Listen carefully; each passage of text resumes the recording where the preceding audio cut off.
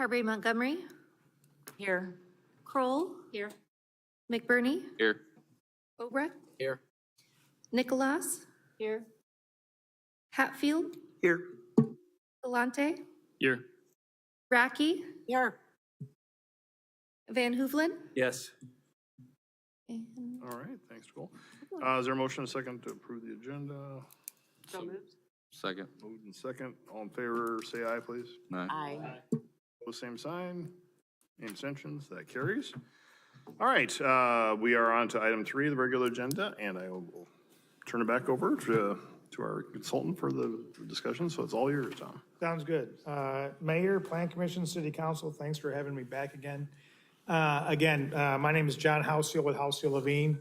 And this is a sort of a pivotal point in the process. We're going to be going through a draft of the comprehensive plan. All pieces in here except the action matrix at the very end. It's the last thing we do.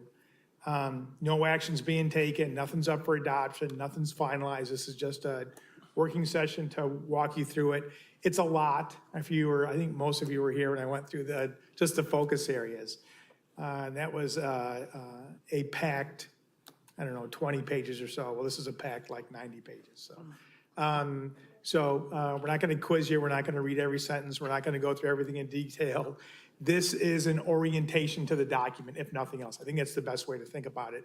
That way, in the next couple of days, we're going to be tweaking a couple of things with staff, and then we'll get you a version that you can take a look at and really roll up your sleeves and jump into. But we wanted first a chance to go through what is all in this and orient you to a few things, then have a couple of discussions about some things just to make sure we're setting the right tone on a couple of things as we go through this. So again, real conversational, more conversational than intense dog and pony show. If you have questions, ask.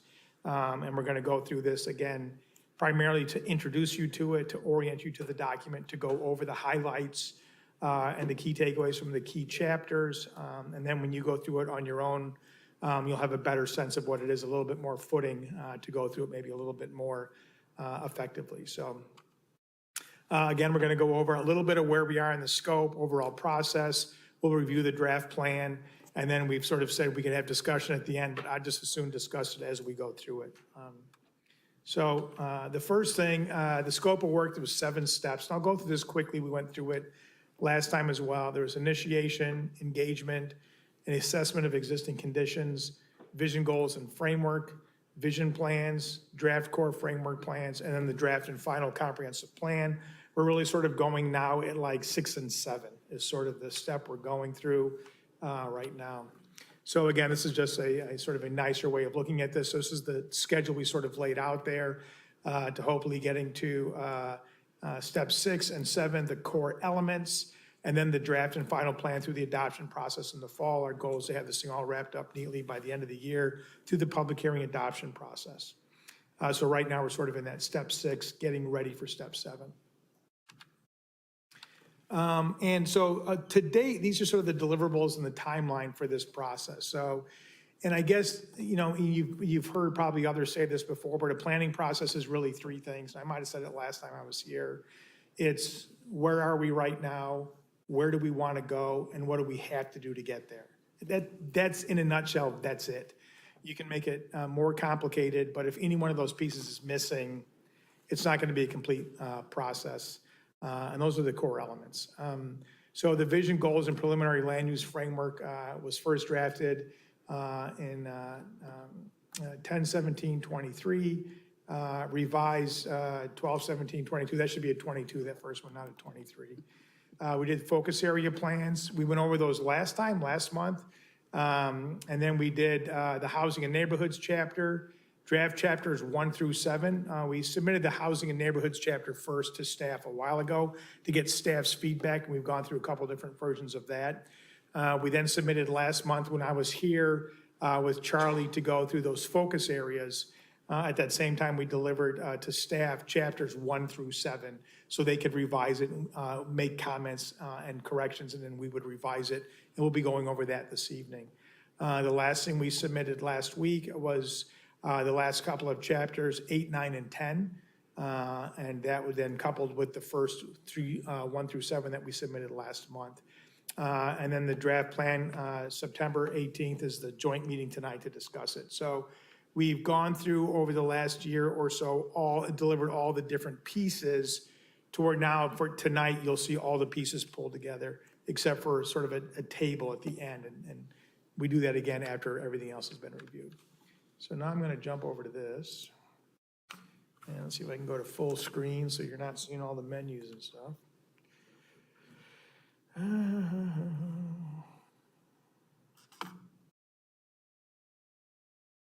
Maybe we'll have to just do it this way. Can you see it if it's that big, or does it need to be bigger?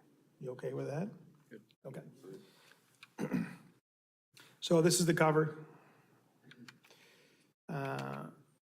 Introduction, this is the table of contents up at the beginning.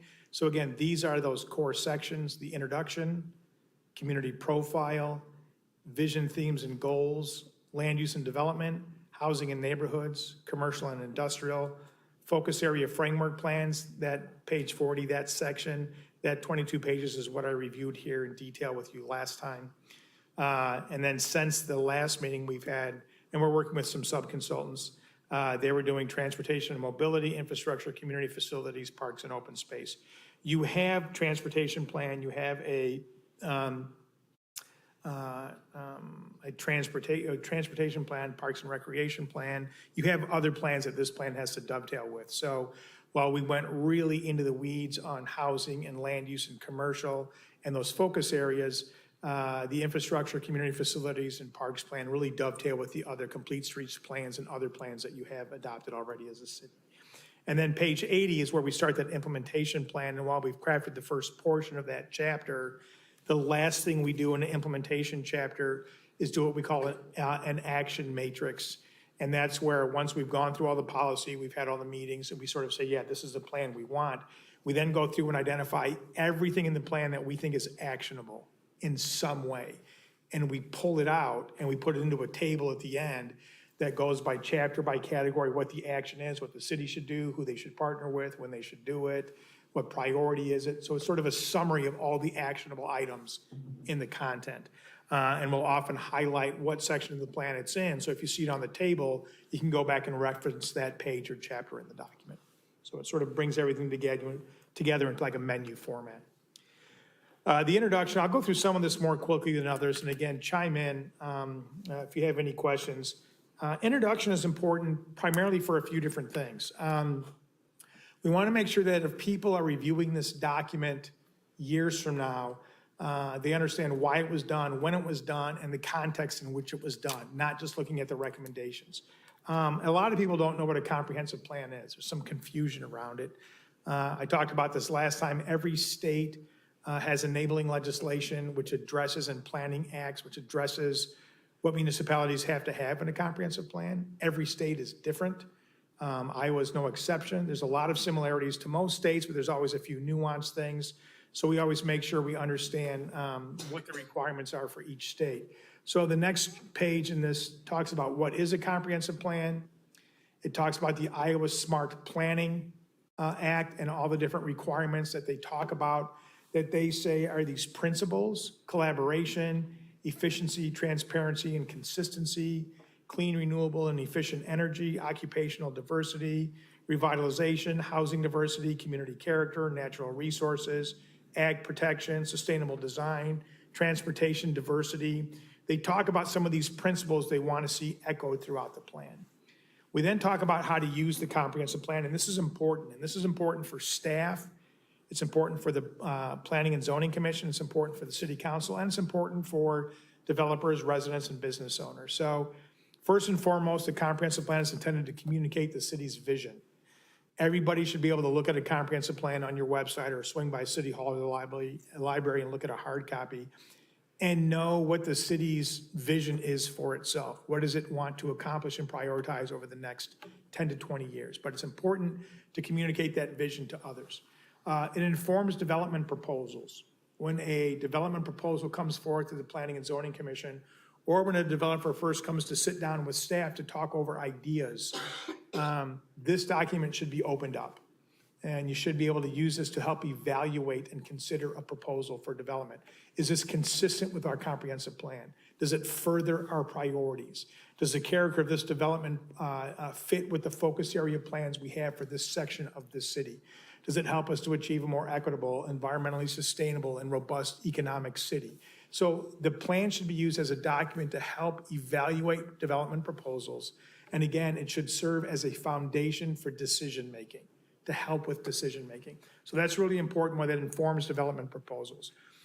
Provides a foundation for regulatory framework. If there's going to be changes to zoning or subdivision regulations, they should be consistent with the comprehensive plan. So again, the comprehensive plan should inform a regulatory approach or framework. It coordinates initiatives both internally and within the region. If the Greater Des Moines region is working on something, if the state is working on something, if your neighboring communities are working on something, this will allow you to coordinate meeting the aspirations of Urbandale as you work with others on plans that don't include just Urbandale. But it should guide your coordination with your neighbors, the region, and the state as to initiatives that you want to see when other initiatives are undertaken. It supports CIP and budgeting. For instance, as an example, you've put a lot of effort into trails and sidewalks. There's a few different gaps, only a few, like on Douglas, and we've pointed those out. And there are other capital improvements as you grow and expand versus infill development that you'll have to prioritize. So there are several different things in here that can be classified as a capital improvement project. It's an action tied back to a recommendation of the plan. This should help you prioritize capital improvement expenditures over time to make sure you're expending resources consistent with the priorities of the comprehensive plan. It identifies future studies. The comprehensive plan is broad-reaching, but it can't get into a finite level of detail like a bikes and trails master plan for an area or parks and recreation master plan along a waterway. Like, that's pretty detailed planning. And while this can call out the need for that, you're not going to get to that level of detail in this document. So based on what is identified in this plan, you might say, to really get into the weeds on this, we need to do another study. We need to take a hard look at this neighborhood or a couple of key redevelopment sites. So what this plan also does, it helps bring light to the fact that other studies or plans may be needed. And it informs and educates the public. It should demystify the aspirations of the community that you set for yourself. And that goes for everybody. Anybody who's looking to move here with a family, open up a business here, come visit on their driving, as they're driving through the state. People should go to here and be informed and educated as to what Urbandale is all about. We also go through the planning process that I showed you in the first slide deck, the initiation all the way down through draft plan. People need to know the process that was undertaken. This is also where we introduce very beginning this notion of planning themes. And this is unique to Urbandale. We've done it in a few other towns, and we'll begin to go into this a little bit later into the document. But we established the planning themes of environmental stewardship, being welcoming to all, and community health and wellness. And these themes are introduced in the introduction, and then they are echoed throughout the document. Chapter 2 is community profile. It's pretty straightforward. If you remember back at the beginning of the process, or maybe about a third of the way through it, so about 4 months in, we did sort of an existing conditions analysis. What does the zoning say? What does the land use say? What are the transportation conditions? What's the housing market? What's the retail market? Those things all change over time, right? And 10 years from now or 8 years from now, someone might want to say, like, boy, why does the comprehensive plan, what was going on when this comprehensive plan was written? They should be able to get a snapshot or a profile of Urbandale at the time this plan was done. That's what this chapter does. It reflects existing conditions, analysis, and community outreach. So it puts the city in a regional context, which is very, very important because we're not planning in a vacuum here, right? It goes over a demographic snapshot, population, income, housing needs. Again, we want people to be able to look back and see what information was taken into consideration at the time the plan was done. And a lot of this stuff was done through CoStar, Esri Business Analyst, and the census, as well as some other information. We do a deep dive into the commercial and industrial areas, taking a look at retail, office, industrial, and multifamily to try to get a sense of all of those components and market conditions around employment in that sector. Then we move into community engagement, and we do a lot of community engagement at the beginning. Once we get past this draft phase here, we'll be going back out to the public to get input from the public before it starts the public hearing process with the Planning and Zoning Commission, to get more public input. So we document all the outreach that was done. The department had Planning and Zoning Commission workshops, the community visioning workshops, visioning outreach that was done in June 22, the business workshops, key stakeholder interviews. We did an online survey, we did Map.social. So we did all of these, and then we documented. And if you go back into the existing conditions report, and we note that, that's on file with the city, you can see all the detailed responses, exactly when the outreach was conducted, how many people participated, an analysis of all the information we got at each event. So we highlight all of those here in summary format, and then we talk about the key takeaways. And so here are the key takeaways, and we put it right up front.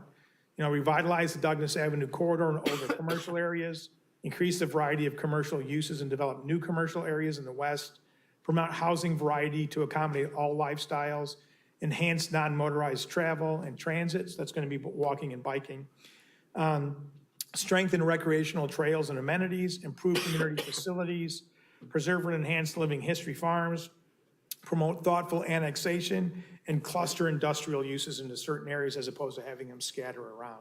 Those were some of the key takeaways. Again, they can see the detailed feedback in that interim report that is on file with the city. But we think it's important to put that in here. The next chapter goes into vision, themes, and goals. So if you remember back to what I said, first thing in the planning process is where are we right now? You have to have an understanding. So that's that community snapshot, the demographic, the market analysis, and the community outreach, the opinion or the pulse of residents and businesses.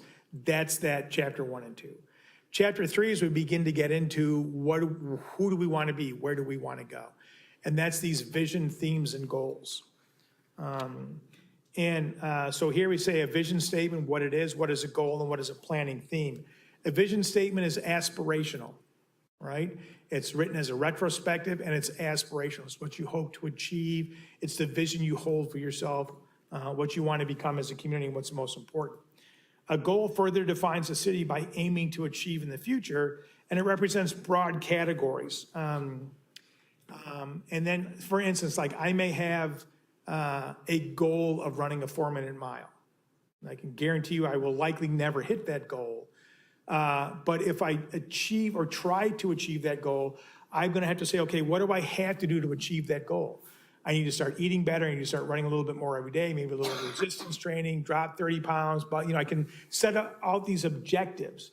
And those objectives, if achieved, will move me closer to my goal, even if I never attained the goal, right? Sometimes goals can be attained. Sometimes they are something a community works toward but never hits, and that's okay because you move the needle. And then a planning theme, these sometimes in communities are called sort of core principles or core values. Here we call them planning themes. And they're those things that are important to a community, but they don't live in a chapter. They don't just affect housing. They don't just affect transportation. But they are things that ought to be thought about in every aspect of life in Urbandale. And again, those planning themes here, there are 3 of them, and we introduced them at the beginning, but we really focus about environmental stewardship, being a welcoming community, and being a healthy and a well community. So those are sort of the 3 themes. And then here we list the vision. I won't go through it, but that's the vision statement there on page 13. We then go through a series of goals for several different categories. And as I go through here, like I did last time, I'll note things in this working draft that are glitched. You'll see commercial areas, business park, vehicular, and active transportation in that bold green font. But when you exported the InDesign file to PDF for this presentation, that bold green font didn't pick up for land use and growth, housing and neighborhoods, economic development, community facilities and infrastructure, parks, open space, environmental, and transportation. That heading, where you see those other ones up above, that green heading should be on all of those. But we have goals for each one of these categories. So and each one of these categories is either its own chapter or a key section of a chapter. And there's a specific goal for each one of those. And again, we want people to be able to track this as they go through it. The next thing really underscores this notion of planning themes. It used to be, I'll give you an example, like sustainability. It used to be like 10, 12 years ago, comprehensive planning went through a brief phase where everybody's comprehensive plan had a sustainability chapter, right? A chapter on sustainability. And if you weren't keen to that, you just ignore the chapter. Like, I'll look at transportation and land use and housing, but I'm not reading that one on sustainability. We did this for a community outside of Denver, and we had sustainability in there in several places. And there was a woman on city council, and she literally at a meeting, she goes, I know. She goes, we live up in the mountains, and tomorrow I'm gonna wake up and the sea level is gonna be at my doorstep, whatever. And she just didn't want to like hear about it. The trend over the last 8 to 10 years has been to take these things and not put them in chapters, but to weave them throughout the document. It's just good planning, sound planning. It's not something you can ignore because there are environmental best practices in the transportation section, in housing section. And so what we've done is we've identified these things working with the community and feedback we got that was even sort of taken from, I think, the strategic planning you all did before we started this exercise, and whittled it down to this notion of environmental stewardship, welcoming to all, and community health and wellness. And these are the things that, to be honest, make a community livable and healthy and economically thriving, and a place you would want to live and a place that will grow and thrive. So these themes, we talk about why each of these things is important.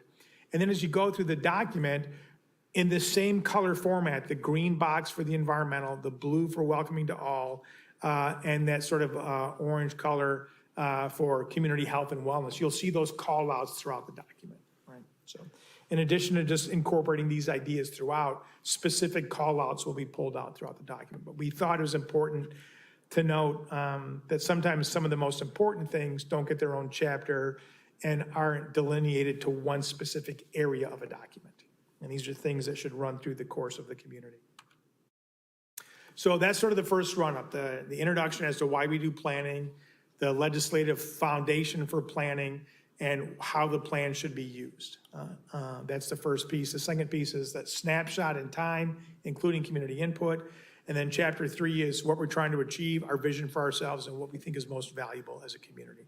That's chapter 3. Chapter 4 is land use and development. This is the heart of a comprehensive plan, all right? And this is true in every single state, has been. Comprehensive plans years ago used to just be called land use plans. 100 years ago, there was land use plans.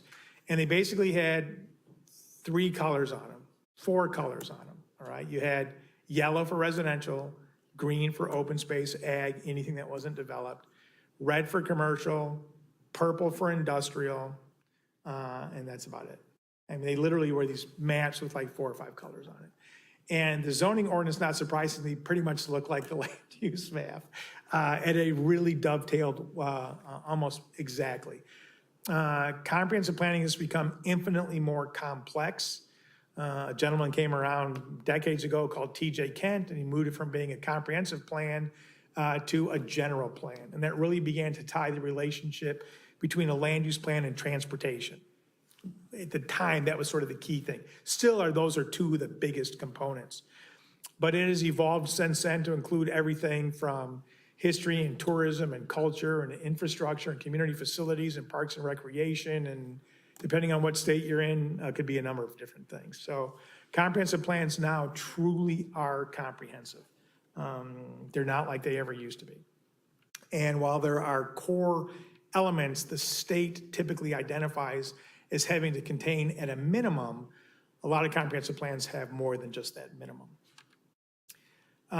So here we talk about, this is the land use framework, right? And again, the land use plan is the core of the comprehensive plan. It's, everything stems from land use development growth. That's the heart of a comprehensive plan. And so this is a very important chapter. It's why we do it first. It sets the tone for everything else we are trying to achieve. So the goal is to prioritize development within the city's municipal boundaries and ensure the necessary infrastructure is present to support future growth. In every state, you're allowed to plan beyond your municipal limits, all right? You can't zone beyond your municipal limits, but you can plan And then if a development comes in, say in an unincorporated area, you're articulating and telegraphing to a developer and to residents what you hope to be as the community grows.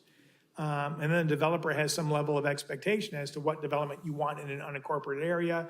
They can then work with you to become annexed through a development agreement and develop in accordance with your plan. At the time they come in, they can be zoned once they get incorporated. But every state allows cities to plan beyond their municipal limits. You can't plan into another city if you happen to be bumped up against them, but you can plan into unincorporated areas. And there are areas here that we include in the plan that are beyond the city limits. The first thing we do in this section, and it's consistent with every comprehensive plan, is we identify the different land use categories. And it used to be, it would just list them all off: single family, multifamily, commercial, industrial, open space, literally just like 5 or 6. But now residential is much more complex, commercial is more complex, employment uses are more complex. So we don't just list the word in a legend on a map. We try to provide a photograph and then a paragraph or two describing the character of what we're talking about. So it's not as linear. If a developer comes in, we can capture the intent of what it is we're trying to accomplish. They can read it, residents can read it, Plan Commission can read it, everybody can read it and say, it's pretty clear what we're trying to accomplish with this land use designation, right? We describe what that is. So we do that for single family residential, a category called mixed residential. We do it for corridor commercial, I'm on page 17, local commercial, mixed use, office business park, industrial, parks and open space, and public, semi-public, utility, and then the western growth area. These categories, I think there's 12 or so total, these capture all the different colors that are on the map. So when you get to the land use plan and you're looking at the map and you see a color, it's not just the name of that color. You can go here and get a sense of exactly what it is we're talking about. And to us, that's very important.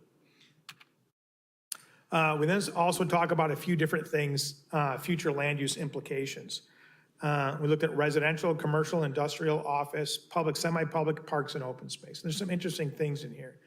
It's anticipated that over the course of this plan's life, that residential demand will result in an increase of 633 acres of more residential.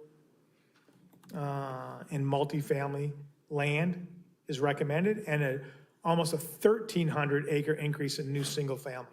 So a little over 600 acres in multifamily and a little over a little less than 1,200, a little more than 1,200 acres in single family. Yep. So back to the category piece, all the rest of the categories make sense to me except western growth area. I mean, everything else seems like a standard thing you'd find in a Yes. comp document. That one seems very specific to Urbandale, just doesn't seem to fit there, so. It is, but like I said, most comprehensive plans will have something that is unique to them because it ends up being what it needs to be for that community. They're not standard categories. We've worked in some communities where the category was innovation district.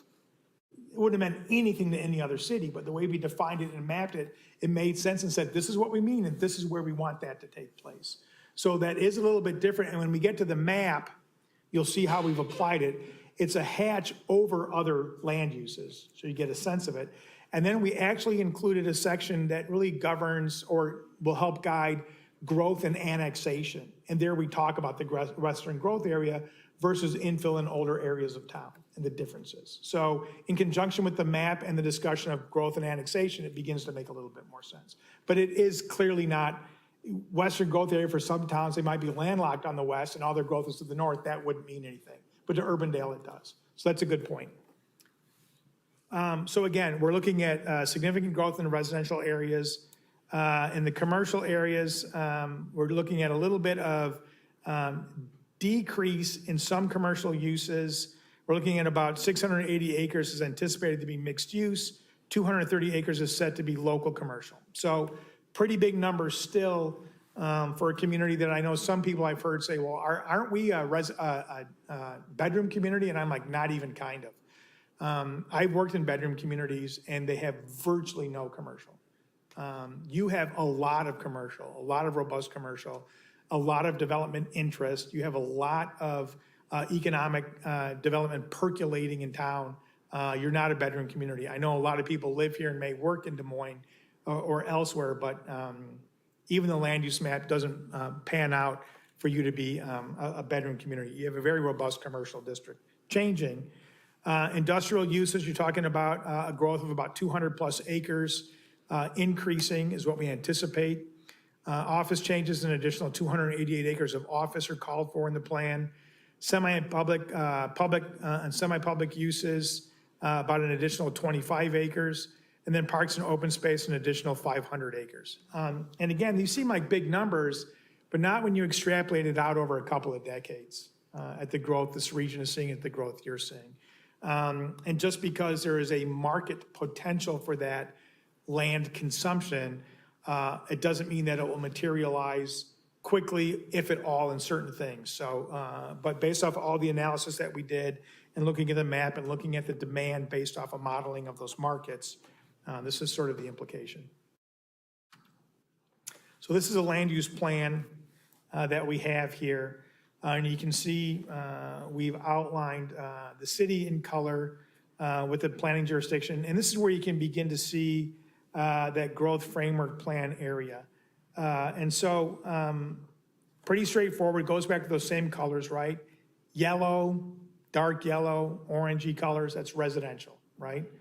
The lighter yellow is single family, the slightly darker yellow / orange is mixed residential, where you could have things like townhomes and row homes and things like that. Local commercial, that pink color, the red color corridor commercial, and then that dark red color mixed use. Those are your commercial uses, whether it's neighborhood, regional along a major arterial, auto-oriented, and then mixed use where you expect it to be mixed in with residential, office, or other types of uses. The pink, red, and dark reds are your commercial. Blue is office and business park, and even the nature of that is rapidly changing to not be straight office. And that's why we rolled it into business park as well.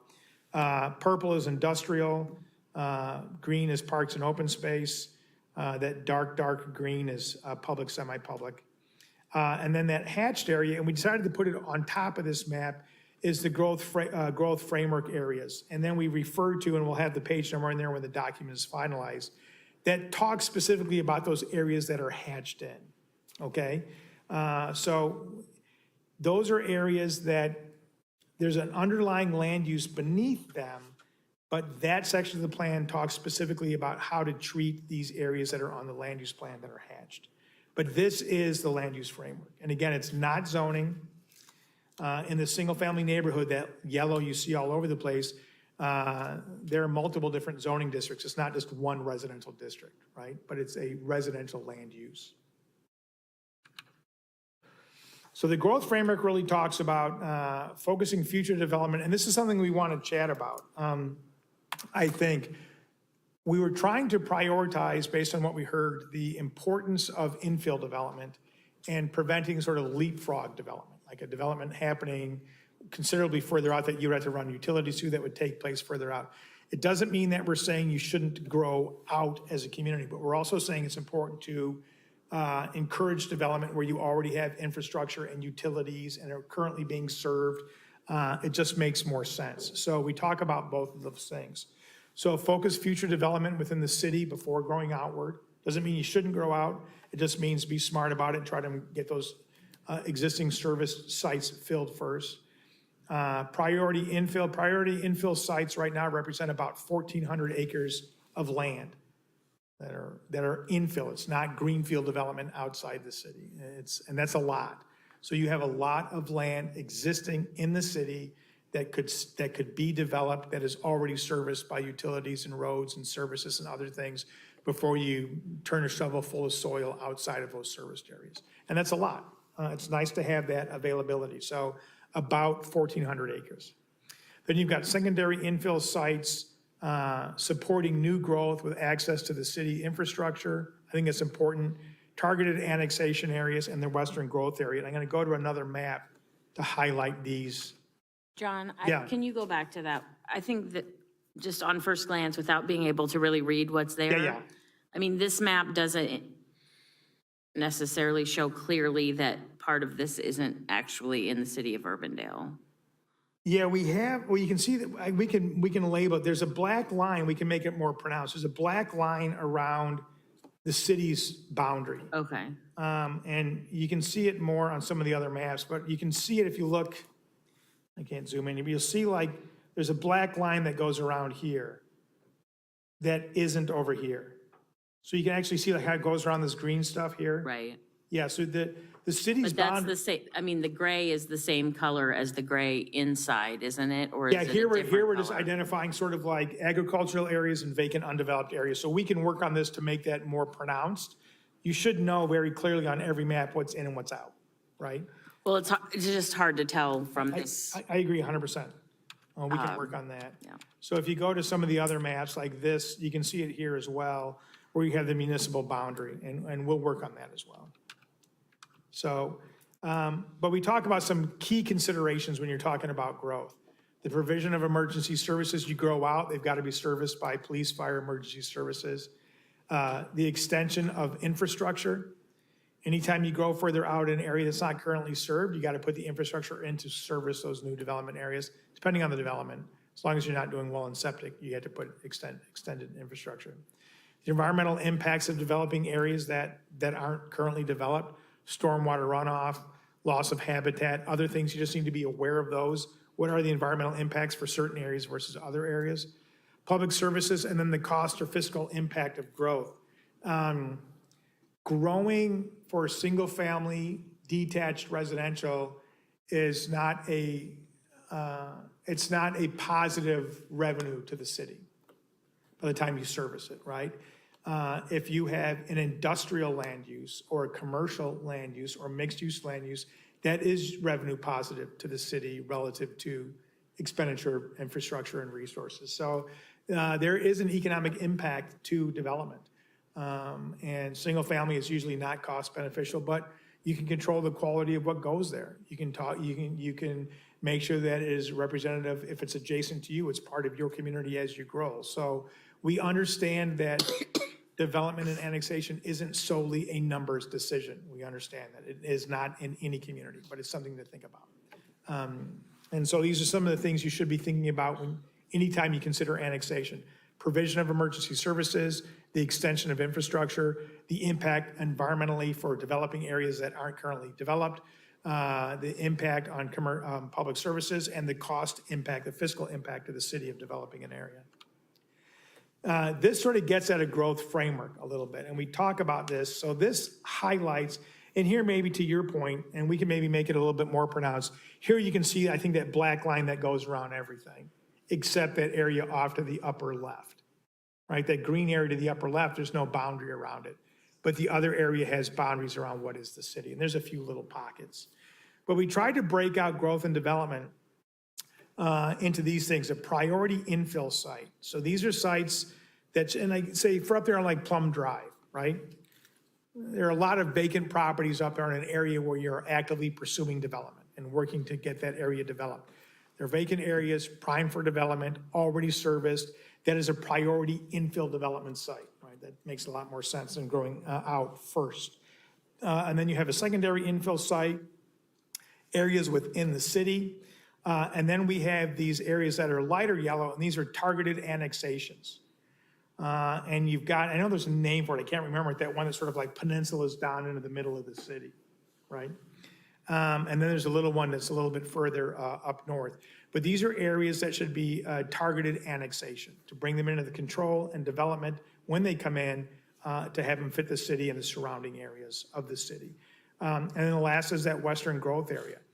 Could very easily be developed, but it shouldn't be prioritized over opportunities that could be developed in the secondary infill sites or priority infill sites.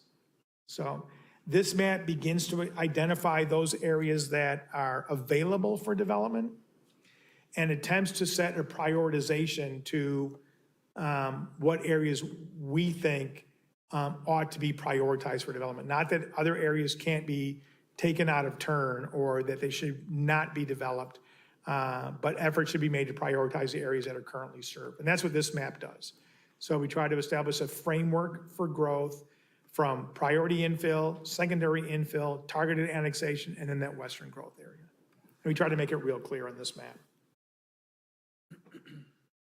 So any thoughts about the notion of infill development versus outward growth. Some communities snap a real hard chalk line on this, and others don't. From a fiscal perspective, from a continuity perspective, from a sort of a livability perspective, adjacency requirements or continuity or prioritizing infill typically pays off over time. So I just wonder if there's any thoughts about yay on the approach, nay on the approach. They want to get bigger as fast as they can, and don't you think we need to prioritize infill, or everybody generally okay with this approach? Generally okay for me. It just, well, the question was the areas that you did grab, was there any vetting of the current owners? Because it seems like just all vacant property pieces, basically. There wasn't Try to address. any dilapidated properties or anything like that really in this. This is all just mostly vacants. Yeah, we tried to focus on development, not redevelopment. And I know it's two little letters at the beginning of that word, but it makes a big difference, right? Undeveloped or vacant properties are ripe for development, especially if they're serviced by utilities and emergency services and something else. A dilapidated or an improved, but maybe an underutilized property, somebody still owns it, they've improved it, maybe they don't want to do much to it. That's another ballgame. So this focuses primarily on properties that are eligible for development, not redevelopment. So. There's two fairly large parcels there. The one is the Harding property, I think, and then up in the corner. There's a reason why they haven't come into the city so far. Right. Now, are there some ways we can encourage that, some barriers that we can break down? How do we get those properties? Because they're obviously high priorities. Yeah, it's funny because, or not funny, it's sort of the, It's funny. it's the, every city we work in, has a site that is not in the city, and we just go like, what's the story behind it? Because there's always a story behind it. We live in a country where private property ownership, is still an important thing, and it should be, and I respect that, and I'm all about it. And there's histories and families, and sometimes there's neighboring communities wanting to compete for the development of a property around an intersection or along a corridor or to control. I mean, and without getting into the history of all of that, it's just one of those things you constantly have to keep those dialogues open. You have to convince them of the benefits of coming in versus staying in corporate. Development is usually that trigger. You want to get developed of a certain density, you need to come into a city for the zoning, for the utilities, for the infrastructure, for the services. So there's no one way to go about that.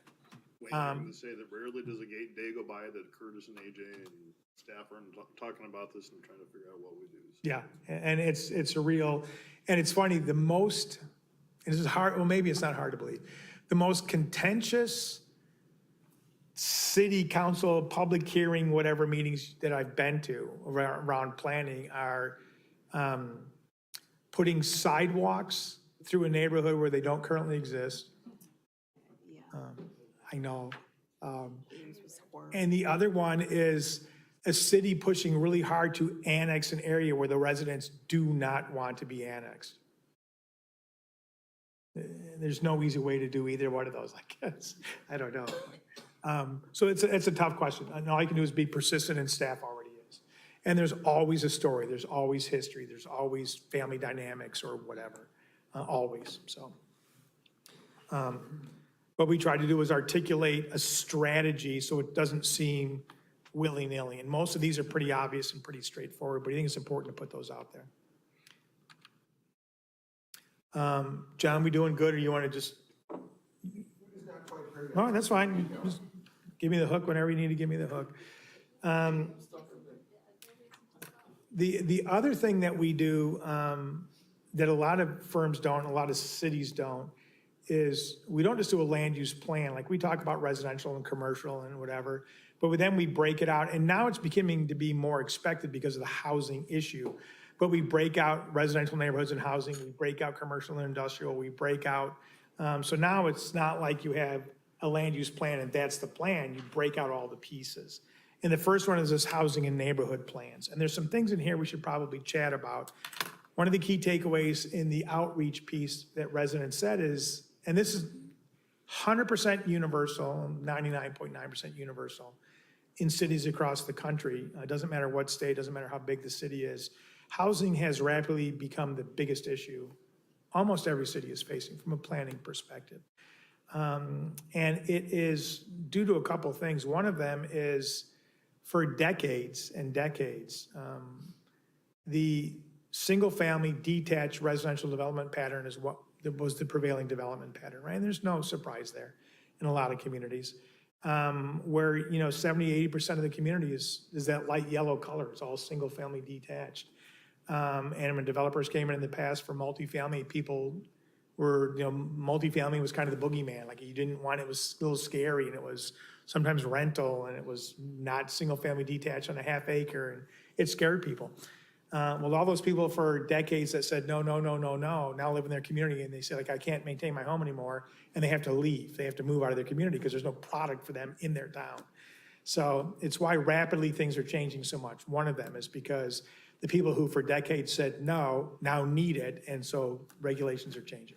And now I think there's just a greater recognition that in most communities, providing housing at all spectrums, for all walks of life, for all income levels and occupations and ages, makes for a more livable, robust, desirable place to live, right? And just blanketly putting in single-family detached everywhere doesn't do that, one. Two, it's also a fairly expensive housing model, and expenses go up. So it doesn't meet the needs of a growing population, both in age or growing diversity. And it doesn't address the affordability. So one of the notions we get in here is this notion of building and creating neighborhoods, not residential developments. There's a difference. And beginning to introduce a more diverse housing product mix. So it's not all just massive areas of single family and a few areas of something else. So and again, it's rapidly coming online across the country. Every city does it a little bit differently. So this notion of complete neighborhoods, while a lot of people think it's a new notion and it's a great thing and it's important. Old neighborhoods, they almost all used to be this way, and Urbandale has actually been sort of ahead of the game on this. They didn't call it complete neighborhoods; they call it the 2-mile commercial node concept. But it has some strong underpinnings to a livable neighborhood or a complete neighborhood, and that is to not so divorce commercial areas from where people live that you have to drive and drive and drive and drive, and the notion of walking, the notion of biking, and whatever else to a commercial area. Doesn't have to be a big area, but a commercial node. But a 2-mile commercial node is pretty legit. That means if you were able to do that, you're never more than a mile away, if you do the math, from a commercial node. Well, that's pretty good. That's pretty good land use distribution, if you will. So Urbandale's sort of approach historically to this 2-mile commercial node project approach is actually very in keeping with this notion of creating communities that have complete neighborhoods. And we talk about that in that first call out on page 25. And then context-sensitive housing. We're not planning in a vacuum. We're not trying to take the latest and greatest academic planning white paper and shove it down the throats of established neighborhoods. It doesn't work. It doesn't reflect and is not responsible to what's there. We have to provide residential changes where appropriate and don't change where it's not appropriate. You have established traditional residential neighborhoods here. Our goal is not to go in and be disruptors and change those neighborhoods. You can make some tweaks around the edges and change a few things to make them a little bit more livable and a little bit more product diverse. But some of your best opportunities for product diversity for residential living is not going to be in your established neighborhoods. It's going to be in some of the other areas that have the ability to change because they're not as established and set. So we're creating housing context sensitive to what's on the ground now. We're not planning on a white page or a blank slate. You have a community that's existing and thriving here. We want to be respectful of that. This notion of neighborhood nodes goes back to the city's 2-mile thing. It also goes to what you'll hear about the 15-minute city, right? Or where you're never more than 15 minutes away from getting goods or services. That's the whole idea of this 10 or 15-minute city, right?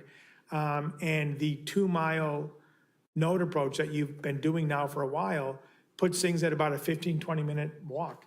And you're right in keeping with what you should have been doing. So, I mean, like I said, it's Call it something else, the concept is the same, and you're already ahead of what a lot of communities have done historically.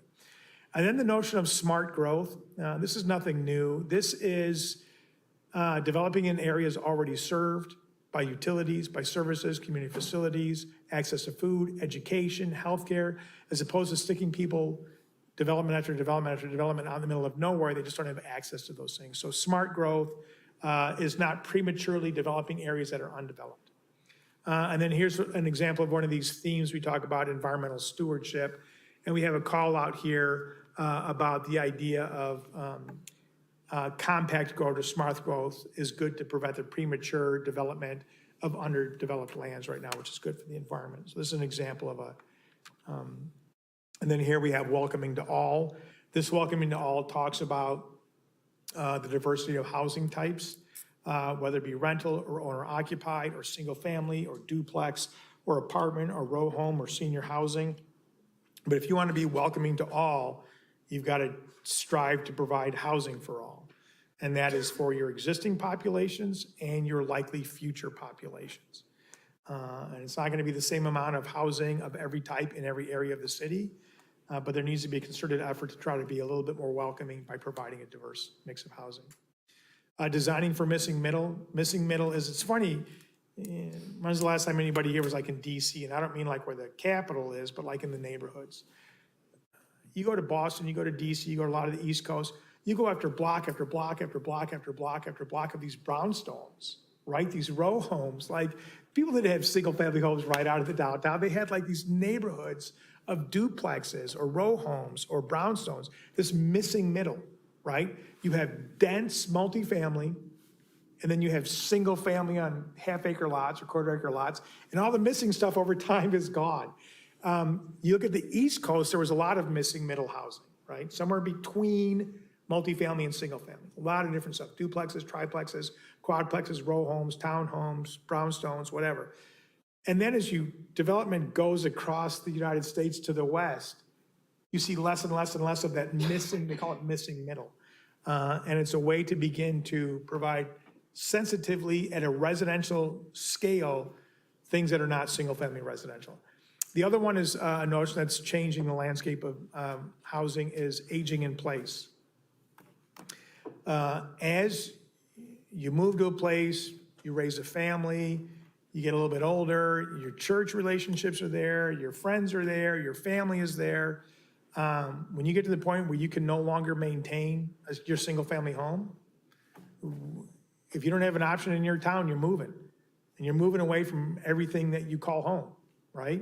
You ought to be able to age in place. You ought to be able to age where you want to age. You ought to be able to age where you've spent your life growing up and raising a family and developing friendships and being a part of a community. That's called aging in place.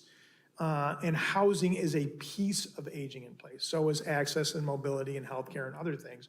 But first and foremost, it's being able to age in place from a residential perspective. And you're not doing that if everything is single family residential. So aging in place is another key component of this. And then neighborhood reinvestment. Sometimes it's easier to focus residential on the shiny new penny, the area, the new neighborhood, the new growth.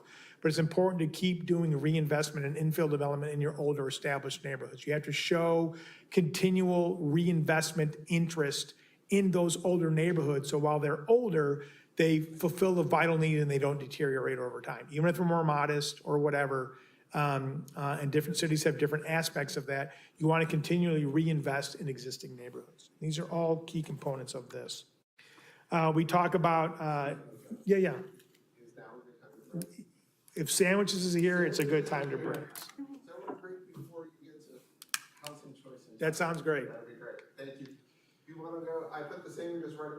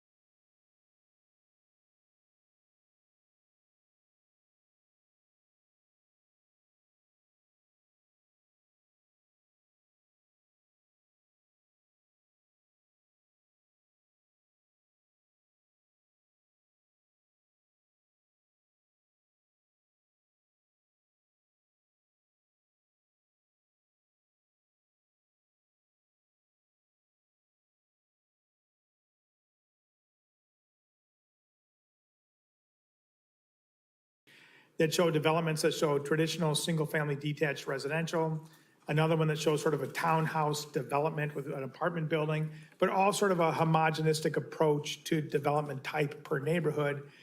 And then down below, that one you'll see sort of like a more mixed residential development for a new neighborhood, single-family detached, maybe a couple of small 3-story apartment buildings, and some townhome development. But an example of what we're talking about when we're talking about mixed residential as opposed to being all one type. The second column is something you're aware of as well.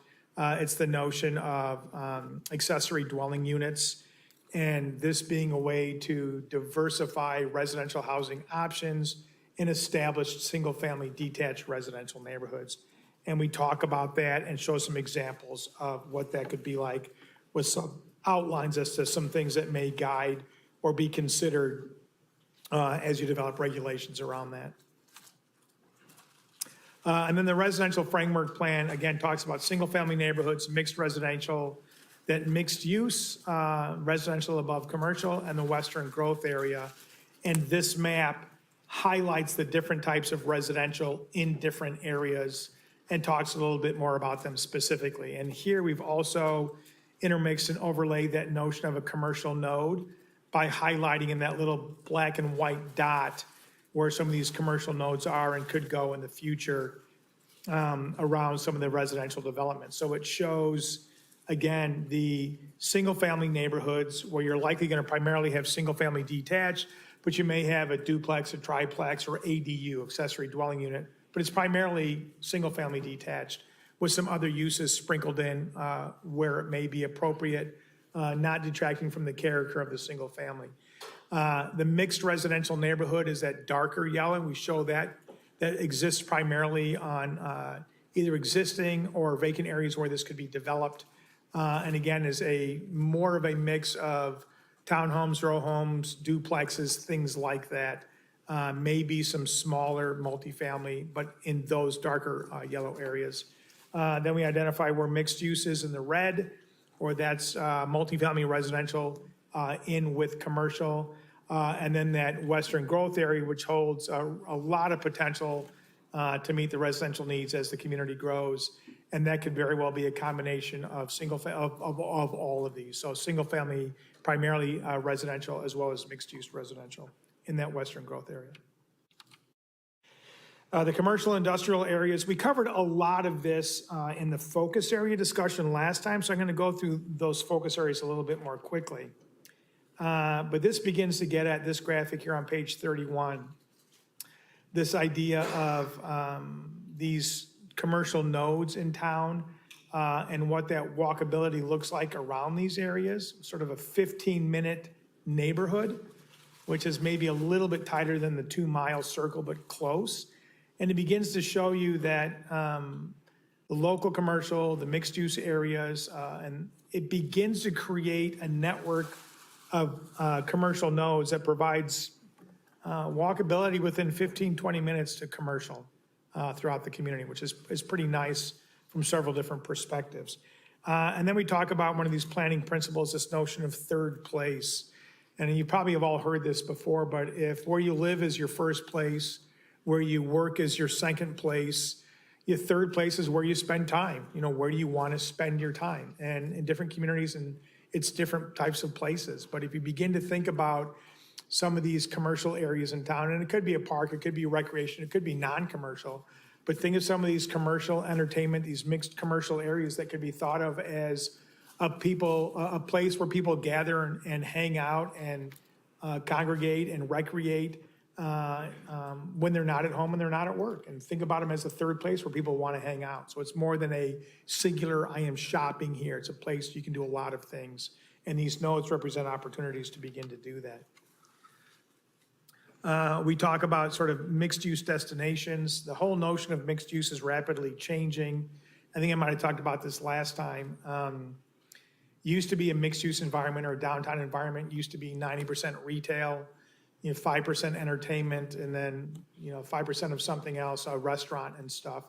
But people are shopping more and more and more from home, but they're getting their food more and more and more out of home.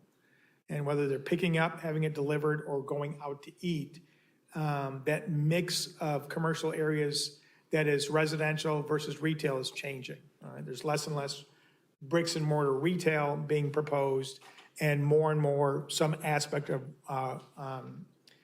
restaurant or food being proposed in that mix. So, and the notion is one of, they call it experiential retail. You're not going just to shop, you're going to do a lot of things. It's an experience to go to that area. It's not a single trip destination. We talk a little bit about parking and some of the parking requirements that you've got for multifamily, the parking that you've got for commercial, and how you may need to sort of right-size some of those commercial aspects for the different types of development that you have right now. Some of your parking requirements may be a little bit more than they need to be in certain districts, and you've got the ability to sort of right-size your parking for multifamily residential, for mixed use, and for commercial. And we talk a little bit about that in this section. We talk quite a bit about downtown reinvestment. You've got a couple of different potential. You've got your historic downtown on the far west end of Douglas. And then you've got the area up on Plum, which is rapidly has the potential to turn into a retail, restaurant, commercial, multifamily, sort of a more contemporary, much more intensely developed mixed-use area, employment area as well. But there is a charm, a character, a scale to your historic downtown that doesn't exist elsewhere in the community. So we talk a little bit about some of that here in downtown regulations in terms of setbacks, FAR or floor area ratio, lot area, and height, to begin to talk about some of the redevelopment that could occur in the downtown. And we talk about more of that in the downtown focus area that we talked about last time. Placemaking is huge. We talk about gateway signage and placemaking. We identify right now where this is from your signage master plan. And I think I said this before, I really like the vernacular of your sign language is fantastic for your placemaking and your wayfinding and your gateway features. I think it's really well done. We just put a map in here showing where all of that is. And we talk a lot about corridor investment and corridor commercial investment. Downtowns and mixed-use environments by definition are pedestrian-oriented, or they should be. Douglas is not, right? It's much more vehicular-oriented, and you need to have both. And this talks a little bit about some of the opportunities you have along Douglas for multifamily, for healthcare, for recreation and entertainment, as well as retail and commercial development. And corridors are rapidly becoming a combination of all of these as opposed to just being commercial. And I think when we went through the focus areas on Douglas, we noted that, and we'll go through it very quickly here as well. You also have this notion called the urban loop, which is pretty interesting. So we put that in here. It's something that, again, something that most communities don't really talk about. But future industrial development within the city's established industrial nodes, such as along Northwest Urbandale Drive, 121st Street, promote this urban loop brand, this notion. And it's a pretty good one. So we just echoed that in this section of the plan as well. And this really concentrates that industrial. And industrial now is different. It's not this smoke belching factories that people think of when you think of industrial zoning. It's research, it's light industrial, it's commercial service, it's business park. That type of stuff is often something you'll see, contractor yards. It's a different type of industry versus, what people thought of historically in the past of industrial. And we do talk about a few different things that we think are very important. Workforce development. You talk to most industrialists or large scale or even small scale industrial or employment user bases, workforce housing is a big deal. And it can really be crippling to a community that's trying to get that up and running and to be more robust. It's hard to attract workers to an area where they can't get around without a car if they don't have one. It's hard to attract employees to live in an area if there's no housing that they can afford or is convenient, that's not close to goods or services or schools. This all begins to play in all these notions about walkability, the nodes, the diversity of housing product type. All this begins to play in and reinforce this notion of workforce development and workforce compatibility and accountability. So it's very crucial. And then consideration of industrial impacts on surrounding land use is obviously a big deal, and code enforcement of industrial properties. Industrial properties can have noise and odor or vibration. A bigger one, more importantly, that we see more and more is outdoor storage of vehicles, of goods, materials, equipment. And you just have to be mindful as you grow this segment of your land use, and it's crucial for employment and tax revenue that you be mindful of the adjacency and proximity of these uses to things around them. Commercial and industrial framework plan, we talk about, again, local commercial. That's the smaller residential scaled commercial that may be right on the edge of a residential neighborhood. Corridor commercial, larger scale, the bigger properties, the commercial shopping centers, the big boxes, the larger auto-oriented commercial. And then mixed use is those areas that have residential and commercial in close proximity or in fact in the exact same buildings, is traditionally mixed use. Then we talk about office and business parks and industrial. Office and business parks are very compatible for residential usually because they don't have outdoor storage, they don't have a lot of truck traffic, it's not fleet vehicles. It is the next evolution of an office use, but it's often business, research, maybe light assembly, things like that, but different than industrial uses. And then like we did for the land use plan, like we did for the residential framework plan, this is the commercial and industrial framework plan where we take the land use plan, turn everything gray except for the open spaces so you can see it for continuity. And then here we have local commercial, corridor commercial, mixed use, office, business park, and industrial.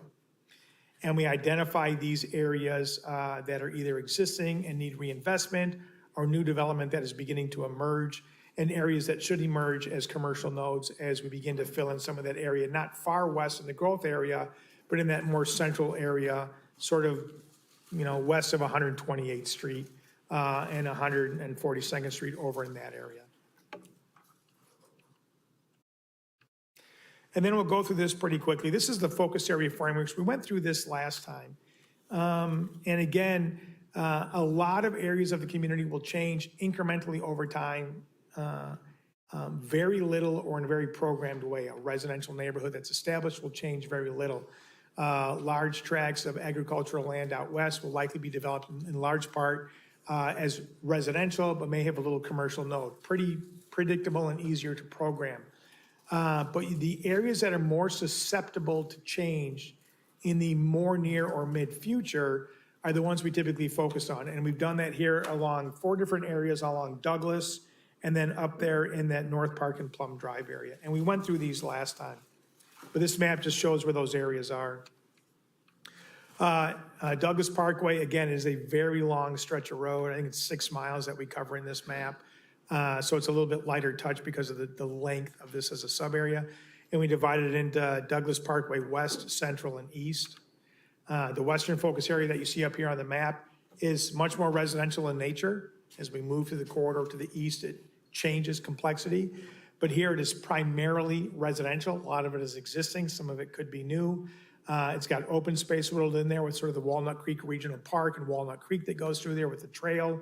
And the commercial development that has already begun, and there's room for more at that 142nd Street neighborhood node intersection. The northeast corner is developed.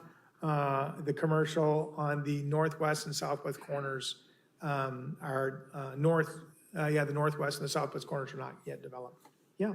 Yeah, John, since we talked about this last month, could you highlight what's changed since we had that? Sure, let me do that. I think I've got my marked up one from last time.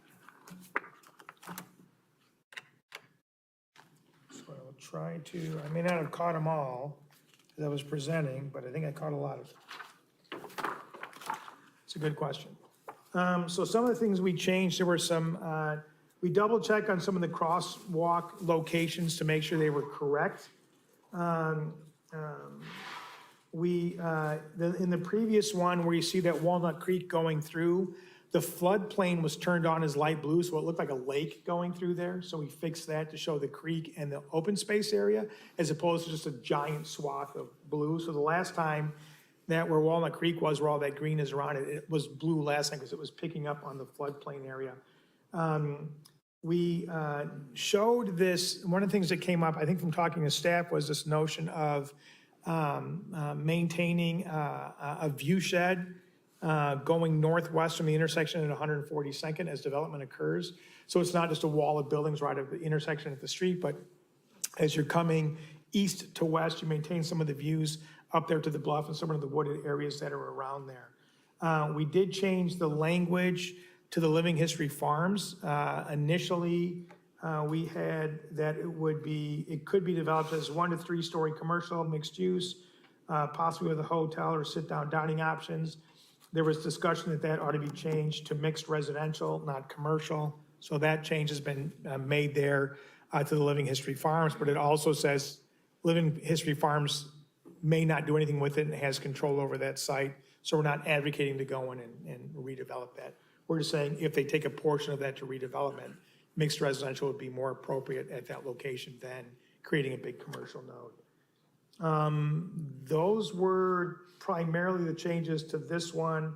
There was not a whole lot of changes based on commentary from this one last time. Those are the biggest ones. Yep. I've got a question, and it's probably not really for you, John. I don't know, it's probably for the planners in the room. Where does Douglas Avenue change to about Douglas Parkway? It's a little dicier on the interstate, but roughly at the interstate. Because I noticed in your introductory pictures, you had it called Douglas Parkway in all 3 of them. And it's not Douglas Parkway. I don't know, maybe the central and eastern one should be Douglas Avenue? I don't know. You guys have to weigh in on that, but I know it's not Douglas Parkway all the way through. Okay, good. Yeah, talk to the smarter people in the room on that one to figure out where to change it.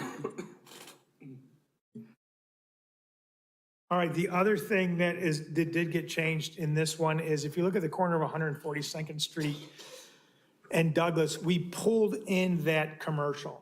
In the previous one, the commercial on the northwest and southwest corners were that whole area, where now we have it replicated sort of like the northeast corner, where it's commercial holding the roundabout and the intersection with mixed residential surrounding it. The previous one had that whole area on the northwest corner and southwest corner. There was no mixed residential. That was all commercial. And that was just way too much commercial for that. So we decided to bring it back down illustratively to sort of reflect sort of the level of commercial that's on the northeast corner. So that's a change as well. All right, then we go to the central focus area plan. And as you can see, this has a lot more commercial. We've gone from a primarily residential segment of Douglas to a much more active and intensely developed area of Douglas. So one of the things that we changed here was, if you remember, and it was you and I were talking about this, it was that truck refueling station, right? So previously, the plan had that marked as a redevelopment opportunity. And I suppose in theory, yes, but not in practical real-world situations. You've got a truck refueling facility on one of the busiest highways, 8035 in the country. That was probably a pretty site-specific appropriate use that's not going to go anywhere. But what we talked about was as that site transitions to the west, it becomes pretty unsightly, a lot of vehicle storage, a lot of flat asphalt and concrete, not a lot of activity. So the idea was to try to make that site a better version of itself by improving on-site and perimeter landscaping and other treatments, sort of acknowledging that that use is likely, realistically, not going to go anywhere. So that was a big one. Again, that the Living History Farms went to being that area just on the far 121st down there. That was shown as mixed residential. In the previous one, it was shown as industrial. Let's see. Not a whole lot of. One of the things where it says employment focused, that section down there, that whole area down there between 104th and 100th on the south side of the frontage road there, that whole area has been outlined now as a commercial redevelopment opportunity. That was sort of employment focused. Before it said adaptive reuse, and there's little on that site that had value in adaptive reuse because some of this existing employment structures or industrial structures are not the highest quality, like they're not like these old brick and limestone industrial buildings you want to adaptive reuse. Pretty, maybe viably used right now, and so be it. They may be there for a long time, but the structures themselves likely wouldn't facilitate a desirable adaptive reuse. So we changed that to saying that that area should be employment focused. And it's also, we noticed when we were driving out there on the previous map, the building footprints were showed. It showed that building right on the corner by the railroad tracks as being there, and that building is gone. So we took it away in this map and said that that whole area should be considered a redevelopment opportunity site for employment-focused type of development. I don't know that there was a whole lot of, those are the major changes there on this one. There weren't a whole lot based off of discussion. The next one, there were quite a few. One of the things that I had an issue with on this last one, or on this eastern focus area, is it didn't extend all the way over to 72nd Street, and I thought it should have. It ended a little bit shy, and that whole area up to 72nd was then shown in the downtown sub-area or focus area. And we talked about that being extending too far east on this one, or not far enough east, excuse me, on this one. So we extended this focus area over to 72nd Street. The previous version just picked up a little bit on the other side of 75th, kind of bubbled a little bit over 75th. Another thing that we did here and in the downtown, the previous one showed little red X's over where we were saying driveway should be removed. And at this scale, that's a hard thing to do. So we addressed access management elsewhere in the transportation section. And we're talking about these sub areas or these focus areas, but we took those little X's off so not as to be specific, site specific for properties and the removal of driveways. So those little red X's were removed. We also changed, if you remember on the southeast corner of 86th and Douglas, we had a little outlot redevelopment opportunity. Well, there's a lot of grade change there. There's also, something's been recently or been done in that area. So after discussion, we just didn't think there was the space available to do something like an outlot there. So that whole recommendation and call out was removed from the map and from the text. That call out was completely done.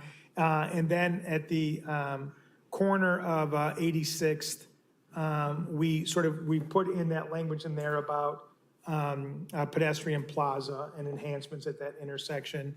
The other thing we talked about was,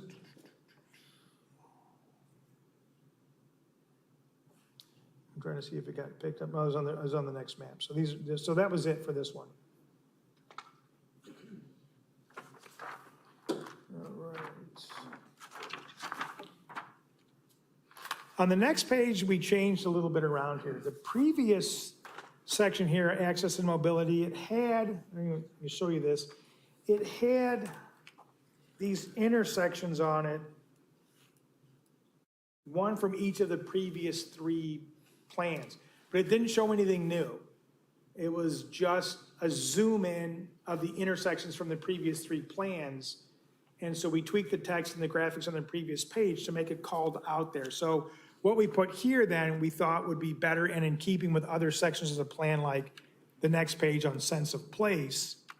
When we talked about access and mobility, we put this idea in here of to begin to capture some of these important components of access and mobility rather than, and the reason, and I had made this last time I said when I was here that these were, I thought, out of context because they weren't general, they were site specific and one per each of the previous sections, so it was hard to track.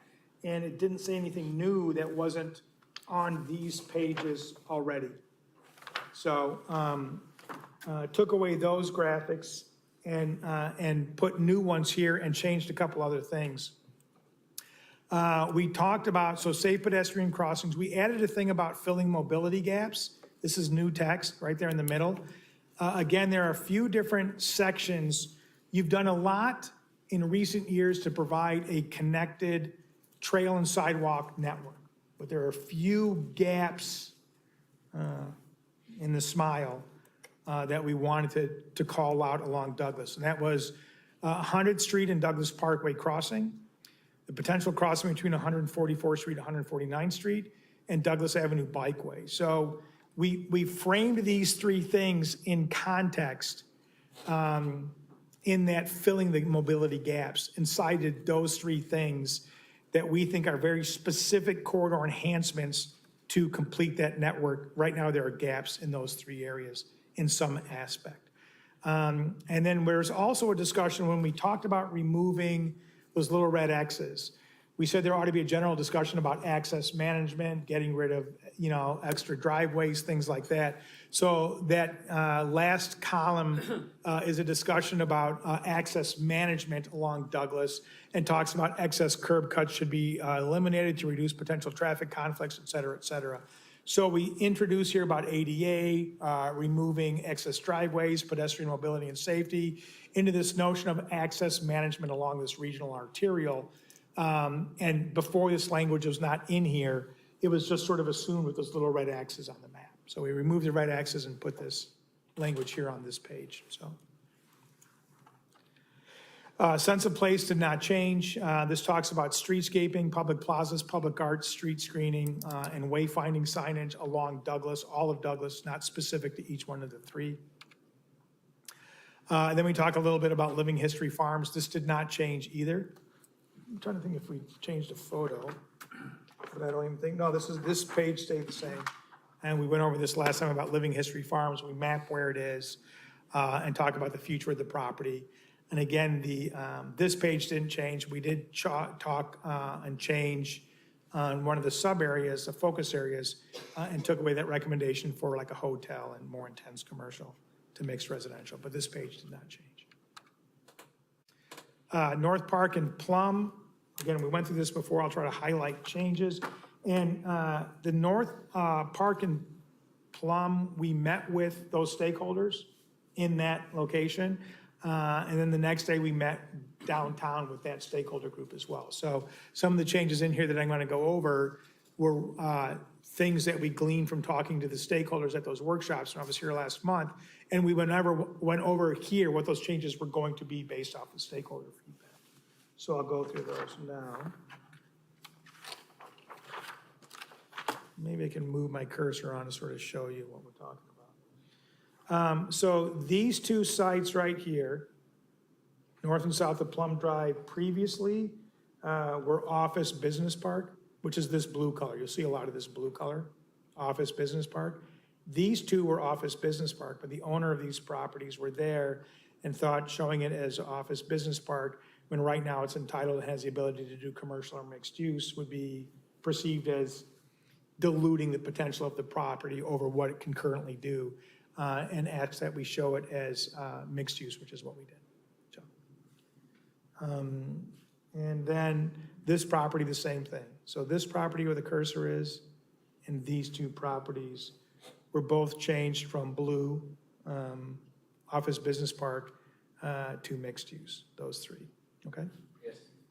Just to the left where your cursor was, isn't that already gonna be resident mixed, high density residential? Which one? Go South left, and west, there, next to the Home Depot. yeah, This one? that one right there.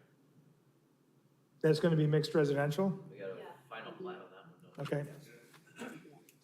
Site plan's on your agenda tomorrow.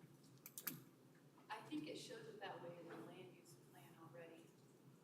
John. It does, okay.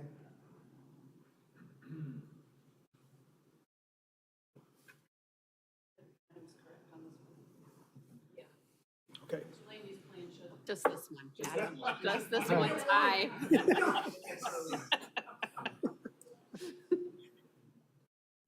And it's that little rectangle next to the little, right?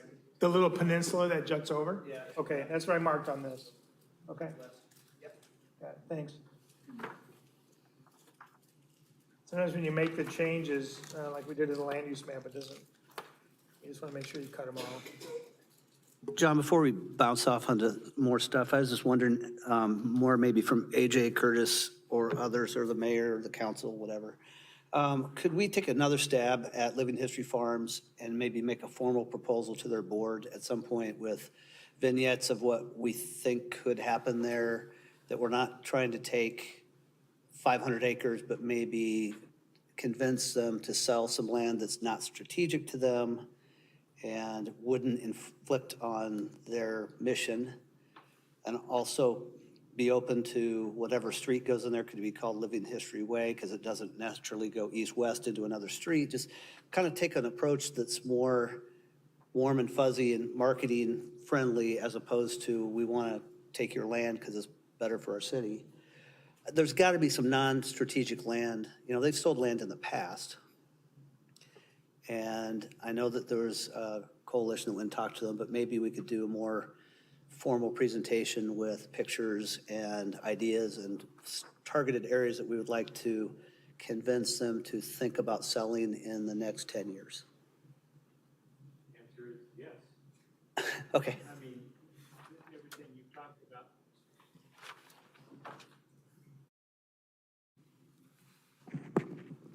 We've talked about that at the staff level as well, and we think that's really a reasonable approach to it.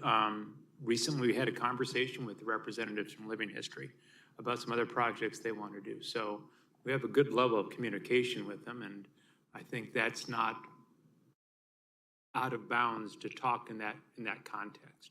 Great. And just to refresh my pet peeve, I think residential would be perfect starting on 128th going northbound to Douglas and then eastbound all the way to where the creek is. I think that would be a nice residential piece that would be maybe only an acre in all the way around it, and it would be maybe a monument on the corner that would be Living History Farms corner so that they get something out of it. They get a north entrance that's beautified as opposed to just a farm row fence. And they get recognition. They get a few $1 million from a developer, and they are not really giving up strategic property on the north and east side of the, or north and west side of their property. So just, I'd be happy to join you if you thought it was an asset. If you don't, if you want to leave me home with Adam, who was, Asset, what did we say? I'm a big asset. But Adam, who was right one time tonight, maybe he could help us out a second time. I used All right. All right, a couple other changes on this one. In the previous version where the cursor is right now, this was mixed residential. Is now mixed use. And the one right over here is residential, so we correctly changed that to residential. On the previous one, it was a corridor commercial. We showed a couple of more crosswalks up here, and then there's language in the text generally talking about pedestrian mobility in this area, but we show some additional crosswalks that weren't here earlier. And in the previous one, there was, in the legend, there was a purple arrow over Urbandale Drive here, and a purple arrow that went the full length of Plum. And in the legend, it said road reconfiguration, and no one could figure out what that meant. Not staff, not us. We're like, we don't know where that came from. It was something that got kicked around and then didn't get deleted or whatever, but it's gone now because I was talking to Aaron, and I go, do you know what this is? I go, I don't. And I go, and he's like, no, that road is pretty new. We're not reconfiguring it. So that arrow has come off of the map. The rest is pretty consistent. So there's a few land use corrections we had to do based on input from the stakeholders. But most of the recommendations they were really in favor of, and they liked this a lot. And it's something I think they pretty much all got behind and liked. So it was good to hear that from them, since they were the ones that own or control or have interest in most of the property. So then we talk about, again, office and business park development, mixed use and mixed residential, what that means in these areas, and that town center focal point. And then we talk about the Prairie Trail development. None of this has changed from last time. So there was a request that we look at some different photographs, and we're still looking at those. We haven't finalized them yet. But the one correction was maybe get photographs that were more appropriate, and I agree. So we just haven't plugged them in yet, but it's still on my note to do.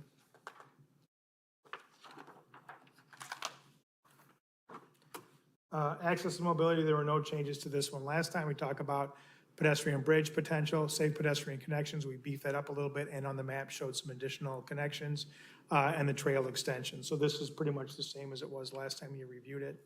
And then again, sense of place tech language is same. with photographs and text, same as it was last time we reviewed it, no changes.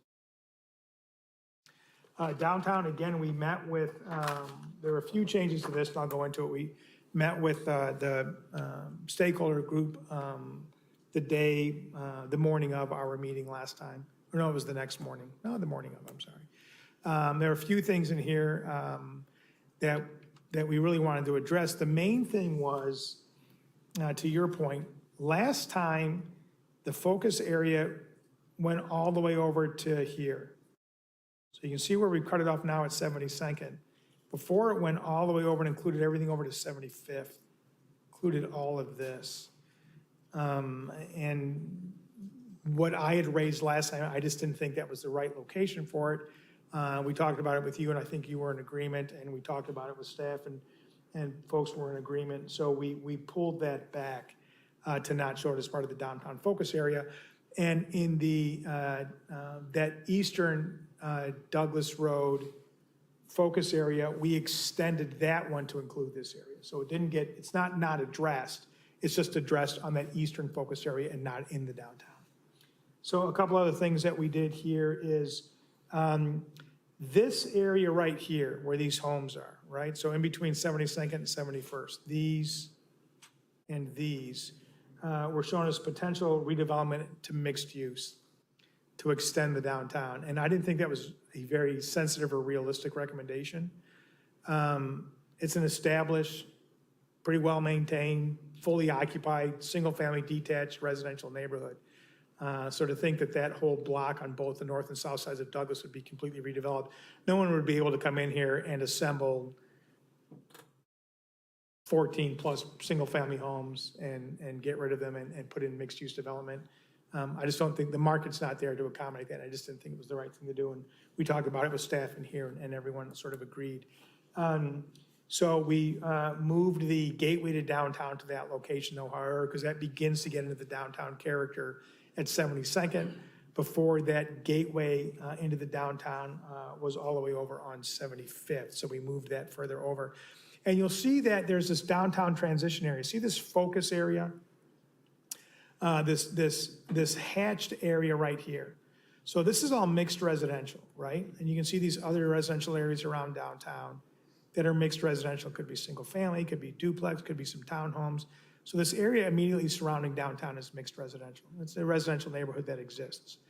But this area over here has a few other types of uses mixed in there and has this downtown transition area because it's an area where you could begin to see non-residential uses beginning to take place in residential structures, right? It's a real common transition.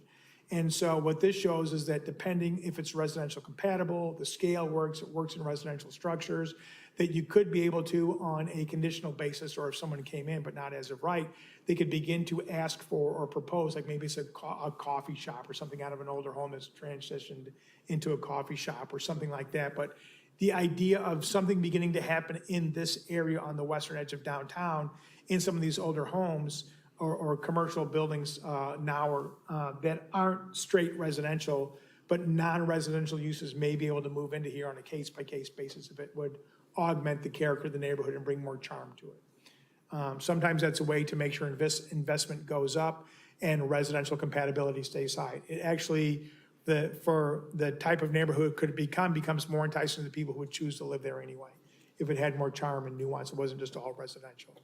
So that notion there of downtown transition is that those residential areas between 70th and 72nd could begin to have non-residential uses in residential homes, but only if approved on a case-by-case basis, if it was compatible and accentuated that neighborhood, not detract from it.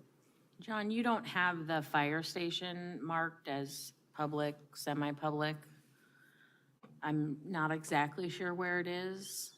I think it's in the redevelopment, priority redevelopment site area on the south side of Douglas. Yeah, it's the westernmost parcel. So I don't,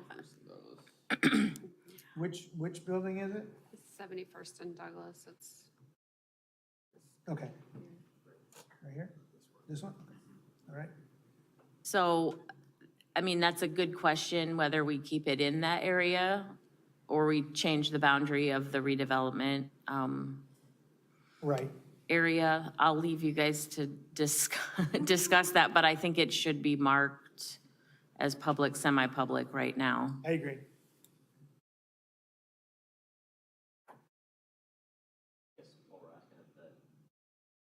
Public, semi-public that's north of there, is that the post office facility?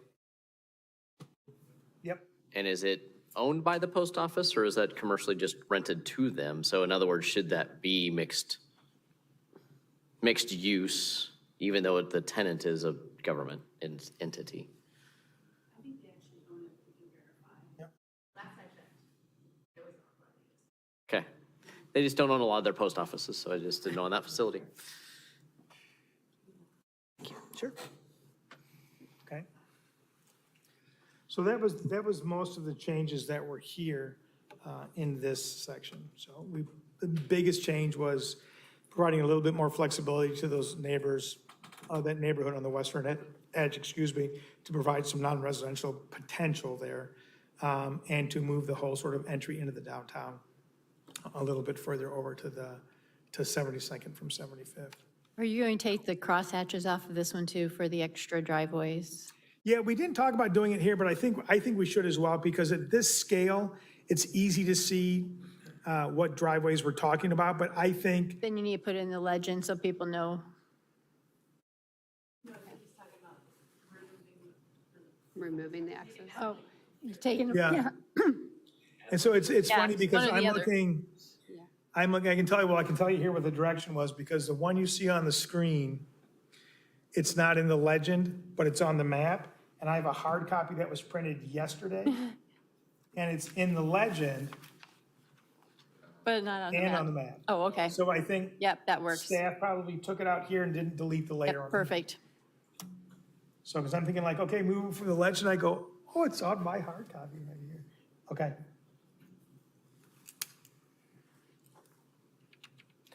And then this is pretty much the same. This didn't change from the last time we discussed it, the concept of utilizing the right-of-ways and vacating some of the right-of-way for public parking enhancements.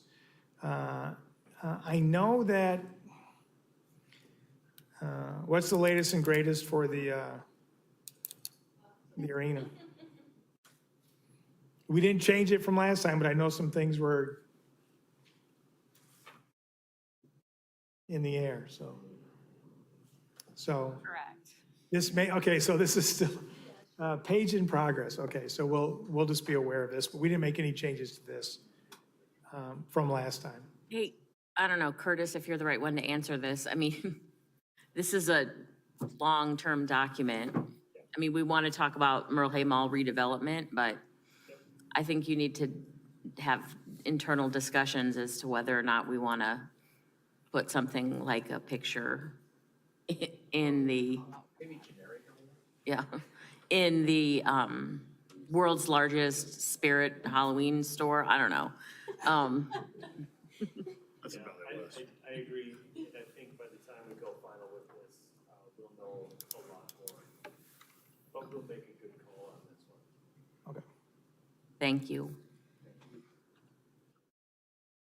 And this reflects what we talked about last time as well, sort of like the shared public parking strategy, sort of the lot consolidation, utilizing of the rear alley, and sort of how we can assemble property to create bigger development opportunities in the downtown area in general. This is super trivial, but you have a typo on redevelopment in blue. In your priority lot consolidation and red development. Oh, nice. Be a new planning term. Yes. I always hate that when something goes to print and it's like, oh man. Prominent and we screwed it up.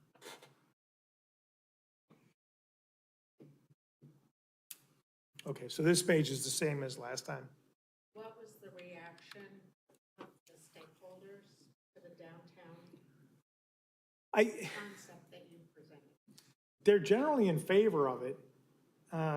Nobody pushed back on anything that we're proposing. I think they're like, yeah, this is great. When's the city going to do this? So I think there was a lot of expectation of the city making a lot of this happen. I suppose it's a good sort of a juxtaposition between like here and like the Plum Drive. Like there, the infrastructure's in place and the people that own the property are ready to get at it and do something. And here, it's older, there's a lot of property assembly required, it's smaller properties, it's more challenging, different challenges. And I think they're looking, I think the expectation is that the city would come in and be a heavier player in catalyzing some change there. The one thing, but they liked all the concepts. The only concept that one gentleman was concerned about was the notion of making sure that if the city were to ever like cul-de-sac a street to create parking, we talked about that, right? Cul-de-sacing a street, and then you can do parking. He said, if you did that, like I own a building on this corner, and if you did that, I wouldn't be able to get my stuff loaded into the back if you did it on my street. So we didn't get site specific or street specific, but they liked the idea of it. I think that, and I said, before the city ever did anything like this, they would have to do a detailed traffic analysis to say, if we cul-de-sac this, where should it be? Where would the traffic go if we closed that off? And I said, it's a technique that's routinely done across the country, this notion of capturing right-of-way for public parking and cul-de-sacing a street. But I said, before they do that, they will often like cone it off to sort of like see what it's like if the traffic can't go through there, where does it go and how does it work? And but I said there would have to be studies done long before. They're not just going to come in and do it without analysis. So he was fine with that. But that was the only sort of, they liked the different ideas we put forth, but I think they would really like the city to be more proactive in helping get some of it done. That was my read anyway. So I know John was there and Aaron was there if your read was different, but that was mine. So, willing participants and willing to do what they can to move things along. This has not changed. We talk about sense of place and closure. And this really goes back to this notion of at this location of Douglas as it goes through the downtown, can we utilize the right-of-way in a better way? Does it have to be as much of that right-of-way dedicated for lanes? Can we widen the sidewalks in a couple of locations, pinch it to narrow down pedestrian crossings, but realign the existing right-of-way in a different configuration? And they seem to be generally okay with that as well. And this is what the diagrams reflect here. And they talk about that reconfiguring the right-of-way. That's what this dialogue is below here, talking about maybe the need to study how the right-of-way can be reconfigured and allocated to create a better sense of a downtown, which most downtowns have. So that's what this talks about. This has not changed since last time. This gets at a lot of the key things that should be done if the downtown gets reconfigured. And that's the perimeter parking lot and landscaping. Ideally, you don't want parking lots up against the sidewalk, but you have some in your downtown. How can you treat that perimeter in a way that makes it comfortable and attractive to walk past it without just walking past a sea of asphalt? So we put some language in here and some photographs in here to show how that can be done. Better bikeway connections, gathering places, and facade improvements, all for the downtown. So you've seen all that before, so there weren't a whole lot of changes to that beyond what I went through. The next two chapters, or the next few chapters, I'll go through quickly. We're still going through this with staff. They just got this last week. We just finished working with our sub-consultants to wrap some of this up. So I'm going to go through this a little bit more quickly because we're still working through it with staff, the draft. And we haven't gotten yet staff's feedback on this because they just got these chapters last week. And it takes a while. It's a lot to go through. So staff goes through it very diligently and provides us their comments, and then we talk through it, and then we make some changes. And we've not yet done that for this. This is sort of first draft. But we talk about, this is a transportation and mobility chapter. Again, recognizing you've already done a lot of transportation planning in the city. So these next couple of chapters really are intended to dovetail with the city's existing plans and past studies and plans, not reinvent the wheel. So we're very cognizant of that. You have a complete streets plan and policy in place right now and a complete streets master plan in 2019. So a lot of this dovetails with a lot of what is in your existing plan. And the important thing is to align them, not create a new one. Because much more effort went into that for transportation than we were able to do as part of this. So the goal, coordinating with the MPO, downtown parking and safety. We talk about some of these emerging transportation technologies, which is pretty interesting. It's funny, I don't know if you've ever been to like, have you guys ever seen anybody, those like little robots you see there on the left? Like my daughter is a senior at UW Wisconsin in Madison. And she unfortunately was that class that started college in COVID. Like over half the kids didn't go on campus. The ones that did, they had to like stay in their dorm rooms. They were remoting the class and they couldn't eat in the cafeterias. And so they were all ordering foods from the dormitory cafeterias and they were being delivered all over campus. But they were everywhere. It wasn't just like, oh, there's a robot. They literally were like these little things that were all over. It was really quite remarkable that they're so extensively used. But it was wild to walk onto a college campus in a nice crisp fall evening and not see any people, none. And just hundreds of these guys just cruising around on the sidewalks. It's like something out of Blade Runner or something. It was a little trippy. It was bizarre, but it's the thing now, so. But this talks a little bit about sort of that emerging technologies in the transportation space. And I think one thing that's pretty interesting to note is this image up on the upper right. A lot of people are waiting for autonomous vehicles to really get up and running and go, go, go, go, go. But the camera, and I've gone to a few different conferences where we've had speakers who've been working on this for years talk about it. They've been working with Google and Apple and BMW and universities.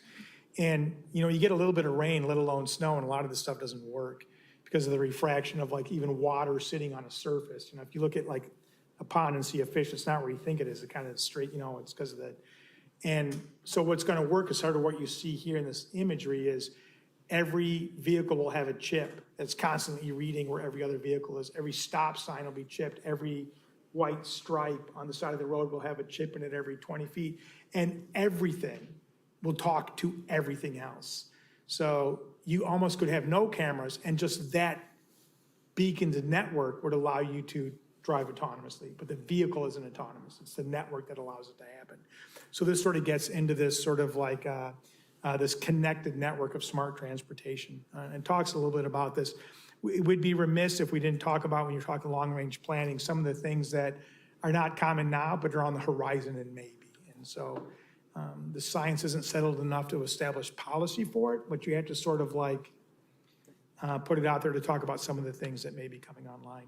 We talk about the street network. This is a crucial, every comprehensive plan identifies the hierarchy of roadways. And the reason you do this, and every transportation plan does as well, because the main thing is it goes back to how your city controls access. How often you can have a driveway, how collector streets work. You know, you drive through a neighborhood and there's a driveway every 100 feet. You get on Douglas, there's not. And that's access management is a way of thinking about these street hierarchies. But then we talk about the goal of this complete streets and promoting safe walking, biking, and transit. And this talks all about that. And again, this dovetails very closely with your complete streets plan, but also best practices for a lot of these. And then we also highlight the bike and ped network in town, proposed trails, proposed bike lanes, and the existing proposed neighborhood bikeways, proposed sidewalks. So people can get back unencumbered by seeing land use on here. You don't see all the colors and the reds and the yellows and the purples and the dark blues. You just see the gray grid with open space and parks and how the sidewalk and bike trail system works with that. And the nice thing about this is you can really see how complete that network is. And a lot of communities don't have a network anywhere near this complete. So hats off for the improvements you've made recently and for having these things installed as you've developed them, because it's not an easy thing to do. Can we pause for a second? Yeah, so the one thing that maybe stands out to me as a cyclist and as a EV owner, or at least a plug-in Prius owner, I see a lot of people on the streets these days with electrified bicycles, no helmets. In fact, when I was out in Bend, Oregon 2 months ago, somebody just got killed on a bicycle going 35, no helmet, that kind of thing. But where do you put them? Do you put them on the streets? Do you put them on the trails? What would be your recommendation for that as emerging technology? Boy, that's tough depending on, like, I got my wife an e-bike. I bike a ton, have for years. So I got my wife an e-bike to track sort of like a a towny bike, so it doesn't go real fast, but it's real easy to ride. Some of the high-end mountain bike or gravel bikes that are electrified, those things move. I mean, they move.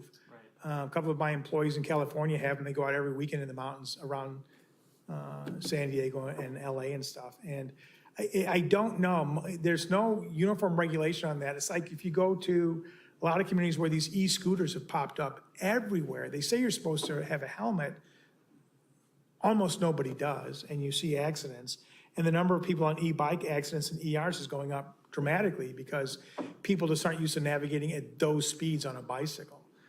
So I don't know. Trails are typically regulated as multi-use trails. Is it for walking? Is it biking? What is allowed on the trail? Is it equestrian? Where do the equestrians go? I mean, trails have typically pretty set rules that have to be at the trailhead and location markers along the way, reinforcing that. Streets, I don't know what the rules are in terms of standard application for that stuff I think the tech has outpaced or is ahead of the regulations on this stuff.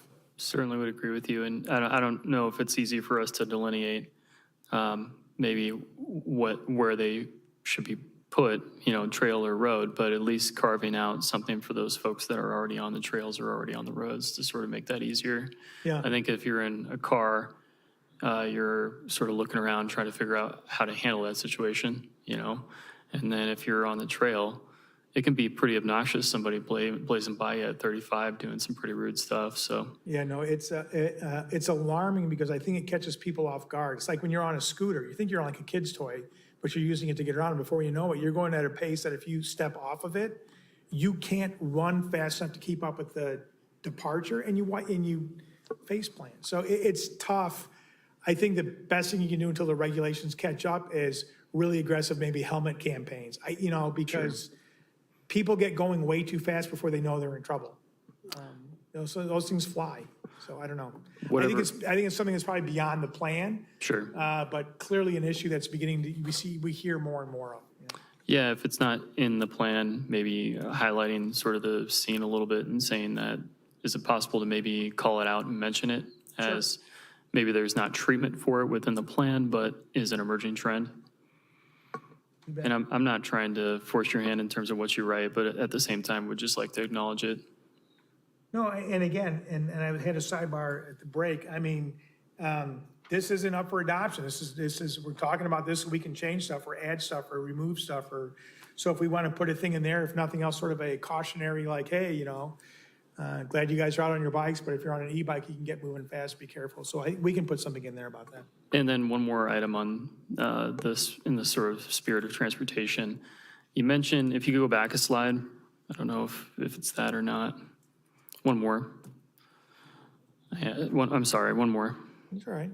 So where you have EVs in here, and maybe it was on the slide ahead, but I don't know if there's any designations or, what, maybe you have it ahead here in your presentation, but what sort of, where do we stick this stuff when it's like, if we're doing EV charging infrastructure, and this is both as a Prius, plug-in Prius owner, as well as a person that works for an electric utility, where do we stick this stuff? Do you stick that transformer out front? Do you stick it in the back?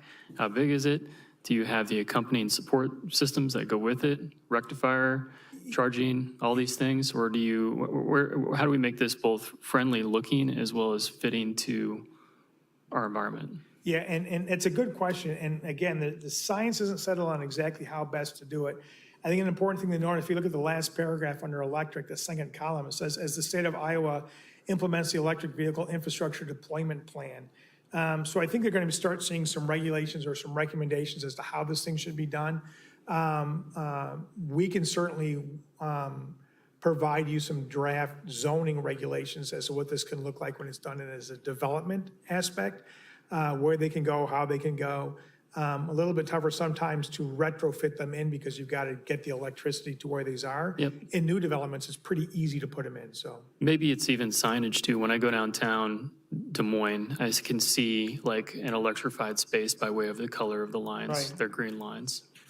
And there's even maybe notation for how to route people to where those chargers are. I don't know if that's maybe signage along the road or on the interstate. Maybe it's designating some sort of green circle around that restaurant that has charging on it to indicate, hey, yeah, charger is ahead.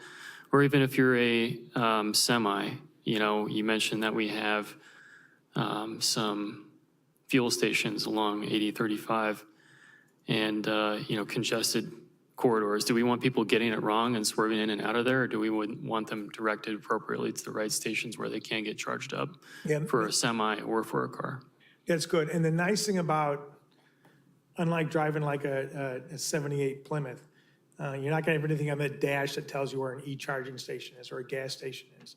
But most e-cars now will have that. And I think one of the things we are going to see, although we don't know where, we're going to see a rapid creation, still may be insufficient in terms of demand, but a rapid increase in the creation of e-charging infrastructure nationwide. I know a friend of mine was at a meeting in Illinois where IDOT was having a meeting with a bunch of transportation engineers talking about the planned truck and car charging stations they plan on putting along highways in Illinois. And one of the discussions was like every 50 miles, the state was going to begin putting some of this stuff in. So I think you're going to see that change rapidly over the next decade. It's a little ahead of where we are right now in terms of knowing, but I think you're right on point with what's going to rapidly be emerging. Your numbers look correct from what I've seen otherwise. Right. Thank you. Thanks.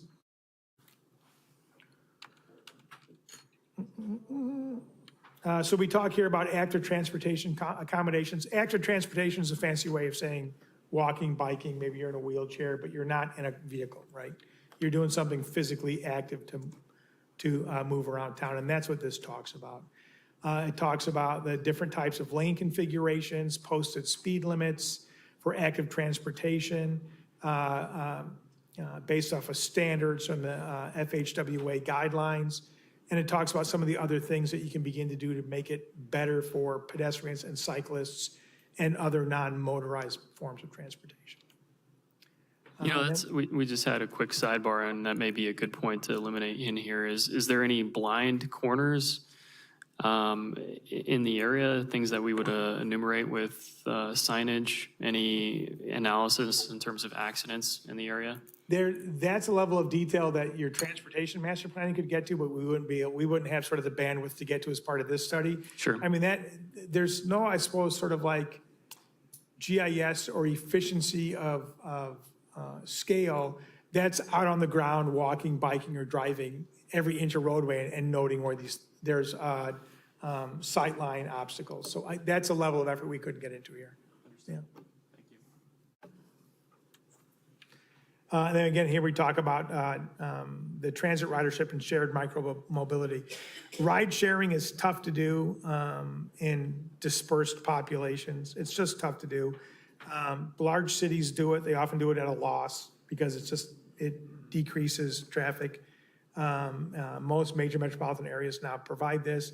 There are some suburbs, like for instance, around Chicago that tried it, ran it for 2 years, and said if it was too cost prohibitive, they'd do away with the program.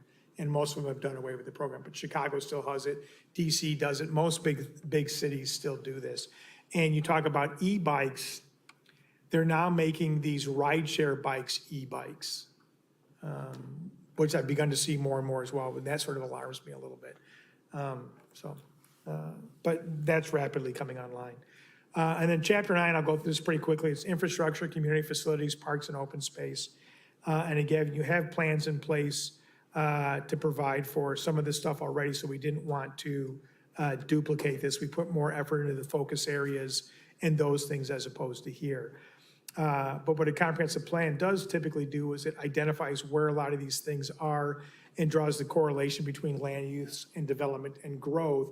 So as these other things begin to take place over time and your city expands, both in terms of population and geography, these things are considered. So I'm not going to go through all these, but water, wastewater, sanitary sewer, we identify what these things are in terms of the city and growth and development. And then we talk about a lot of other things, stormwater, the hydraulic study, the maintenance plan. We talk about all these different things. And again, the city has done a lot of these plans and has, subdivision has regulations on these things with regard to infrastructure. And we're not, this isn't a CIP plan, but we're trying to make sure we align land use growth development and existing infrastructure best practices. And that's what this begins to do. This begins to show, again, where the different residential areas are. And this really focuses on stormwater, and sort of those areas without stormwater service are hatched in that black hatch mark. So you can see from a stormwater perspective, what areas do not have stormwater service. And then this is all about education. We identify the different school districts. Now, again, city comprehensive plans will often talk about education, but those are separate entities, separate institutions, separate taxing bodies. And cities are typically not in a situation to have recommendations for schools per se, right? But it's important for you to work cooperatively with the schools to enhance overall quality of life for residents. So we talk here about education, emergency services in terms of law enforcement and the fire department. We map where all the community facilities are throughout the, No surprise that I'm going to mention this. In the first paragraph under education, again, with this vision being a long-term plan, the Waukee School District is opening another school in Urbandale in the fall. okay? So I guess I'd like to see it say 3 by the time this gets out very far, we'll have 3. I mean, we have 3 really now, I guess, under construction. Okay.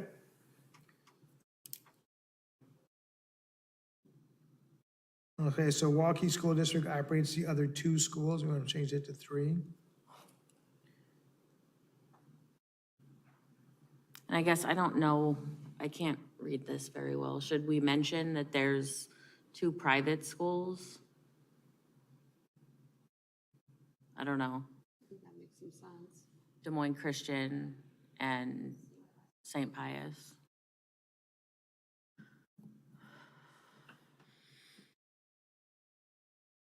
Okay. We can add that. And I guess I'll keep going on this. Oh, go I ahead, think it's worth- go ahead. I mean, one of the biggest issues that we have in Urbandale is that we send our kids to 6 different school districts, and that creates some problems creating a cohesive sense of community. So I think this might be a place to actually list those out and If you enumerate want- those. I don't, No, I think that's good. In fact, maybe what we might want to do is or throw a map in there. I throw don't, a map. So where I just was making these notes on page 74 was down here. yeah. I think we've got enough room easy to put down here, school district map. Those are easy maps to produce a large geography on a small scale, because you just use like 6 vibrant colors and you can see real easy and just have a little legend. So we'll do that. That's a good idea. John, you'll want to check, that might be in the existing conditions report. Okay, So if you don't want to duplicate. yeah, it's often something that we do in the, Okay. all right, But I think it would make sense to put it in this location. okay. Yep, and on the map, because I already have it marked, Bridget, the new elementary isn't marked, but I've got it Perfect. as a note for you coming up. Okay, so we can say, that the Waukee School District operates the other 3 schools, including the recently opened elementary whatever school in fall of 2023. We can put a little bit. So I guess it'd be 12 schools. I don't know, you have to make sure the math is all right there. Yeah, It's still 11 from Urbandale, though. well, 8 elementary schools, so that's going to be 9, right? With this last one? Right? We'll double check. One middle school, 1 high school, and we might want to say, we should probably change this then. There are 12 public schools, including blah, blah, blah, blah, blah, blah, and 2 private schools. We'll get that right. Thank you. Yep. And Urbandale's down a school. Urbandale's down to 4. Yeah. Waukee's up to 3. Oh, Metro West is currently in But not actual physical buildings in the city. Right. Right. But no, We've lost in In elementary. 1930, it made sense. the challenge of multiple school districts is tough. We've worked in cities that have, and not very big towns, that have as many as 11 school districts. And one school district might be thriving, the other one is really doing not well. And the dividing line between districts will be a cul-de-sac, and the home value between literally across the street and across the street, it's crazy. And then kids who live in the same neighborhood you see every day, you never go to school with, it's aggravating. It's really like a challenge. And there's this one town just north of Chicago, that I think they have 11 school districts, and it causes a lot more consternation than people think. So we'll get this corrected as well with the schools.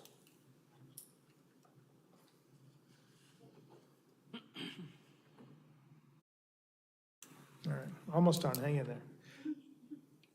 So here we do the same sort of thing with parks and open space. We talk about inventory and supply. And the nice thing, so we can go through here and talk about the green network, the trails, and the parks that exist. The nice thing is, one of the things we do is we mark these and map these park service areas. And what you do when you typically do this is you begin to understand what areas just aren't serviced very well by open space or parks. And the good thing is, in Urbandale, you're very well served by a pretty good network of parks. And we've listed them all out there. Again, take a look. We think we've got all these correct. If there's any that we've missed, we'll get this correct as well. But I think we've got them all in here. And then we talk again about the trails, the existing proposed bike lanes and proposed neighborhood bikeways. So. And then again, we talk about how transportation can really be, helping this whole notion of, making sure everybody feels welcome everywhere, can get everywhere. And the more people can walk and bike and get around that way, and they're not driving, there's a big environmental component to that as well. The last chapter is always implementation. We talk about how this is to be implemented. Again, it's a 20-year process. This is not going to be done overnight. We sort of talk about next steps, how to use this to amend development regulations and align capital improvements. We talk about the need to regularly update the comprehensive plan, and we talk about, in some states it's required to do it every 5 years. They have to go through and review it. Even if they don't update it, they have to go through the process of reviewing it. And you can tweak it a little bit along the way to reflect new development and things like that without being a draconian overhaul or a new process. But just to make sure it's up to speed and accurately reflects the aspirations of the community. And then we talk about how to regularly use the plan again here going forward. We identify several different forms of funding that exist for different types of projects. The way funding works, you probably all know this, is at the federal, state level, and other types of funding.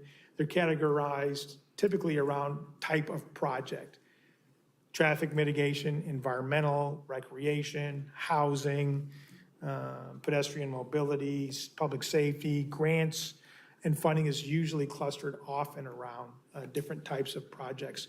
So we identify different portions of, different ways of funding these projects. The last thing is this action matrix. We talk about what are these high priority actions, what should be a short, medium, or long term, or something that's ongoing. And that's the last thing we do. When we get the plan right, we then go through and identify everything that's actionable and drop it into that matrix. So you can go by chapter and look at all the recommendations that have some action assigned to them. And that's always the last piece we do, so that's not done yet. So that very briefly is the draft plan. So, and again, so where we are now is our goal is to have everything all done by the end of the year. We have gone through a couple different rounds on the focus areas. Those are pretty dialed in. Chapters 1 through, that's chapter 7. Chapter 1 through 6 has been reviewed by staff. We've gotten their comments back. We've probably incorporated we've gotten through about probably 85% of staff's comments on chapters 1 through 6. We've gotten through almost all their comments on chapter 7.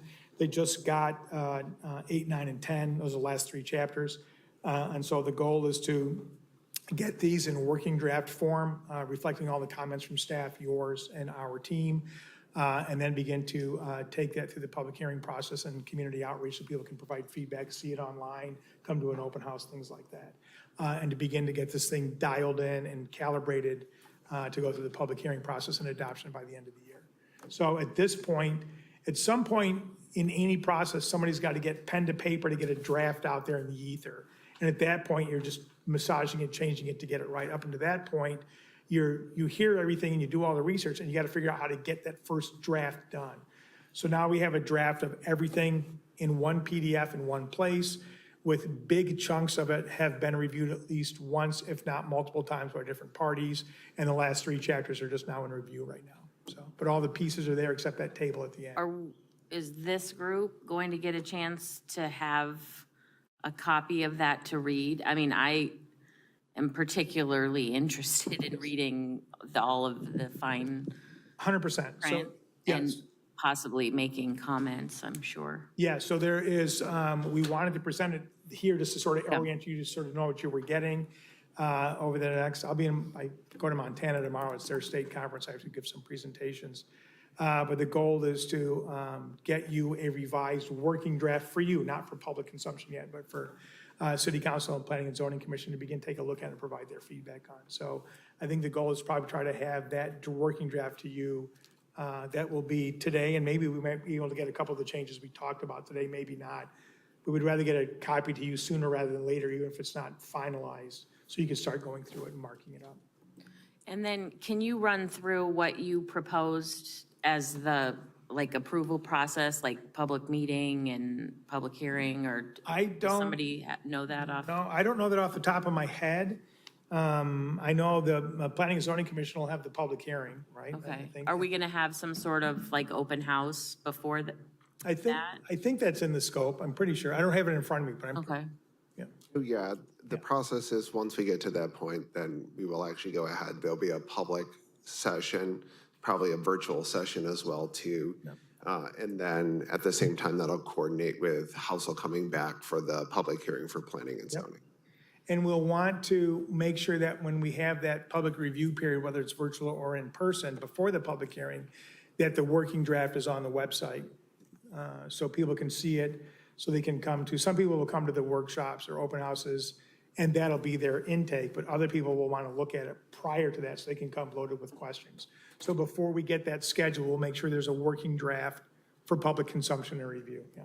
And the great thing is Housel did map.social to kick us off through this process, that we could use that same platform again. So when the working draft is out there, they could make comments as well. Yeah.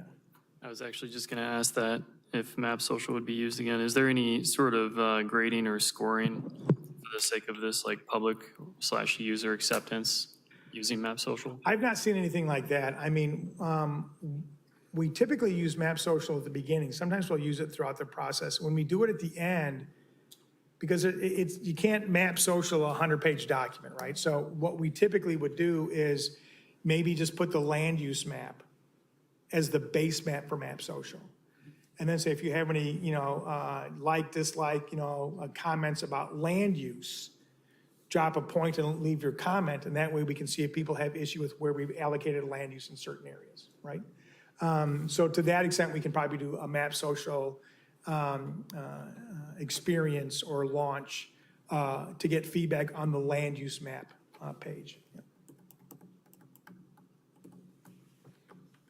And then when we post the draft, the working draft online, we'll say, hey, it's a working draft.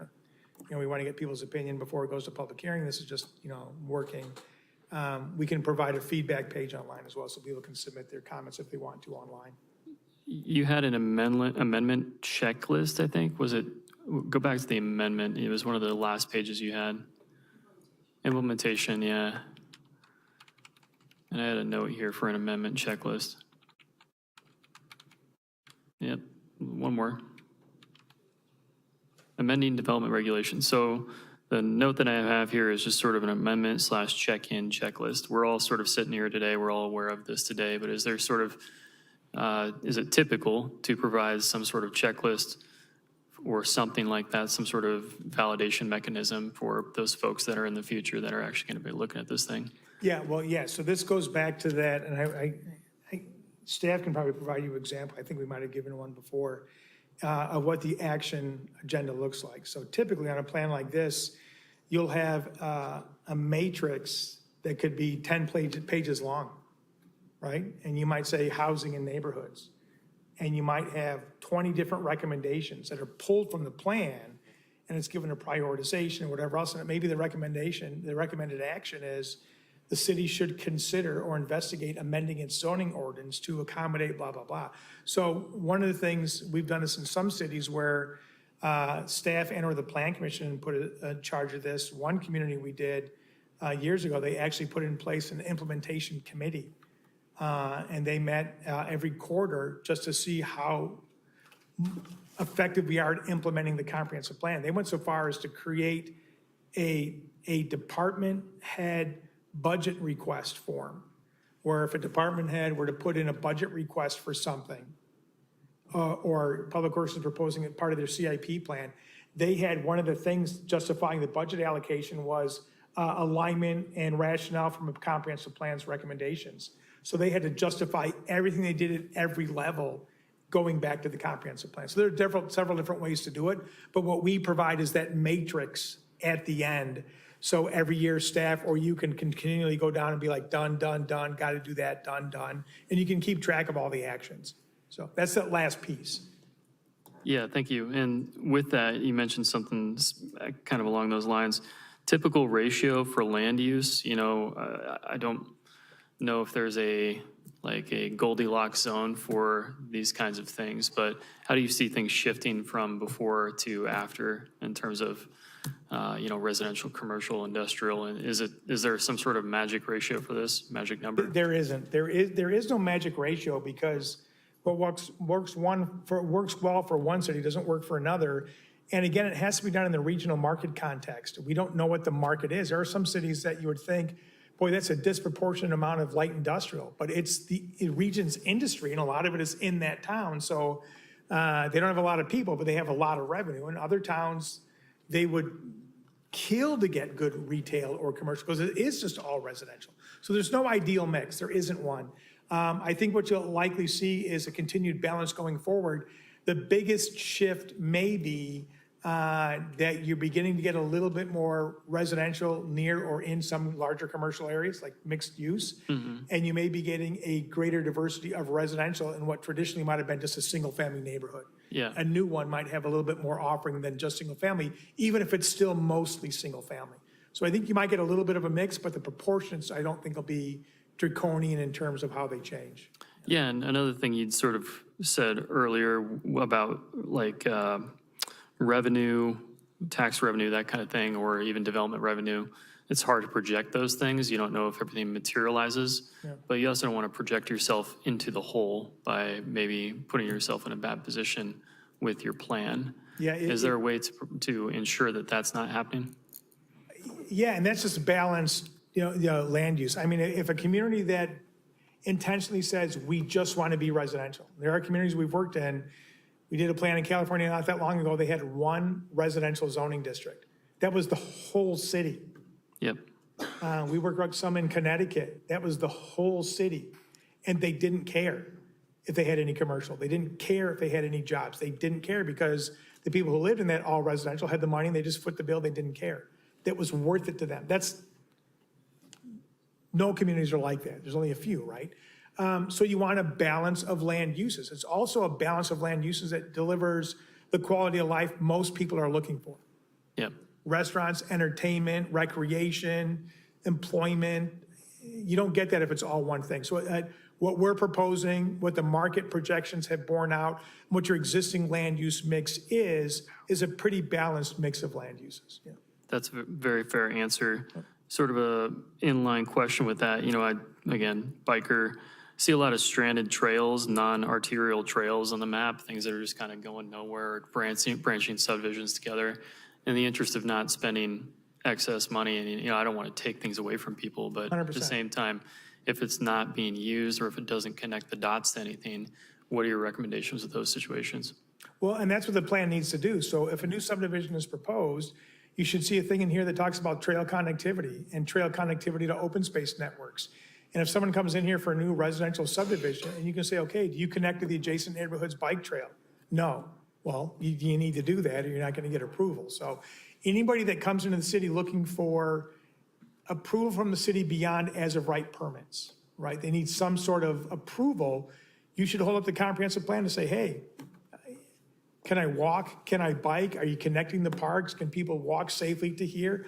The plan calls for all that. You should be using that to help evaluate development proposals. That's the whole point. Yep. I think we need to cut it off at this point. Okay. Yeah.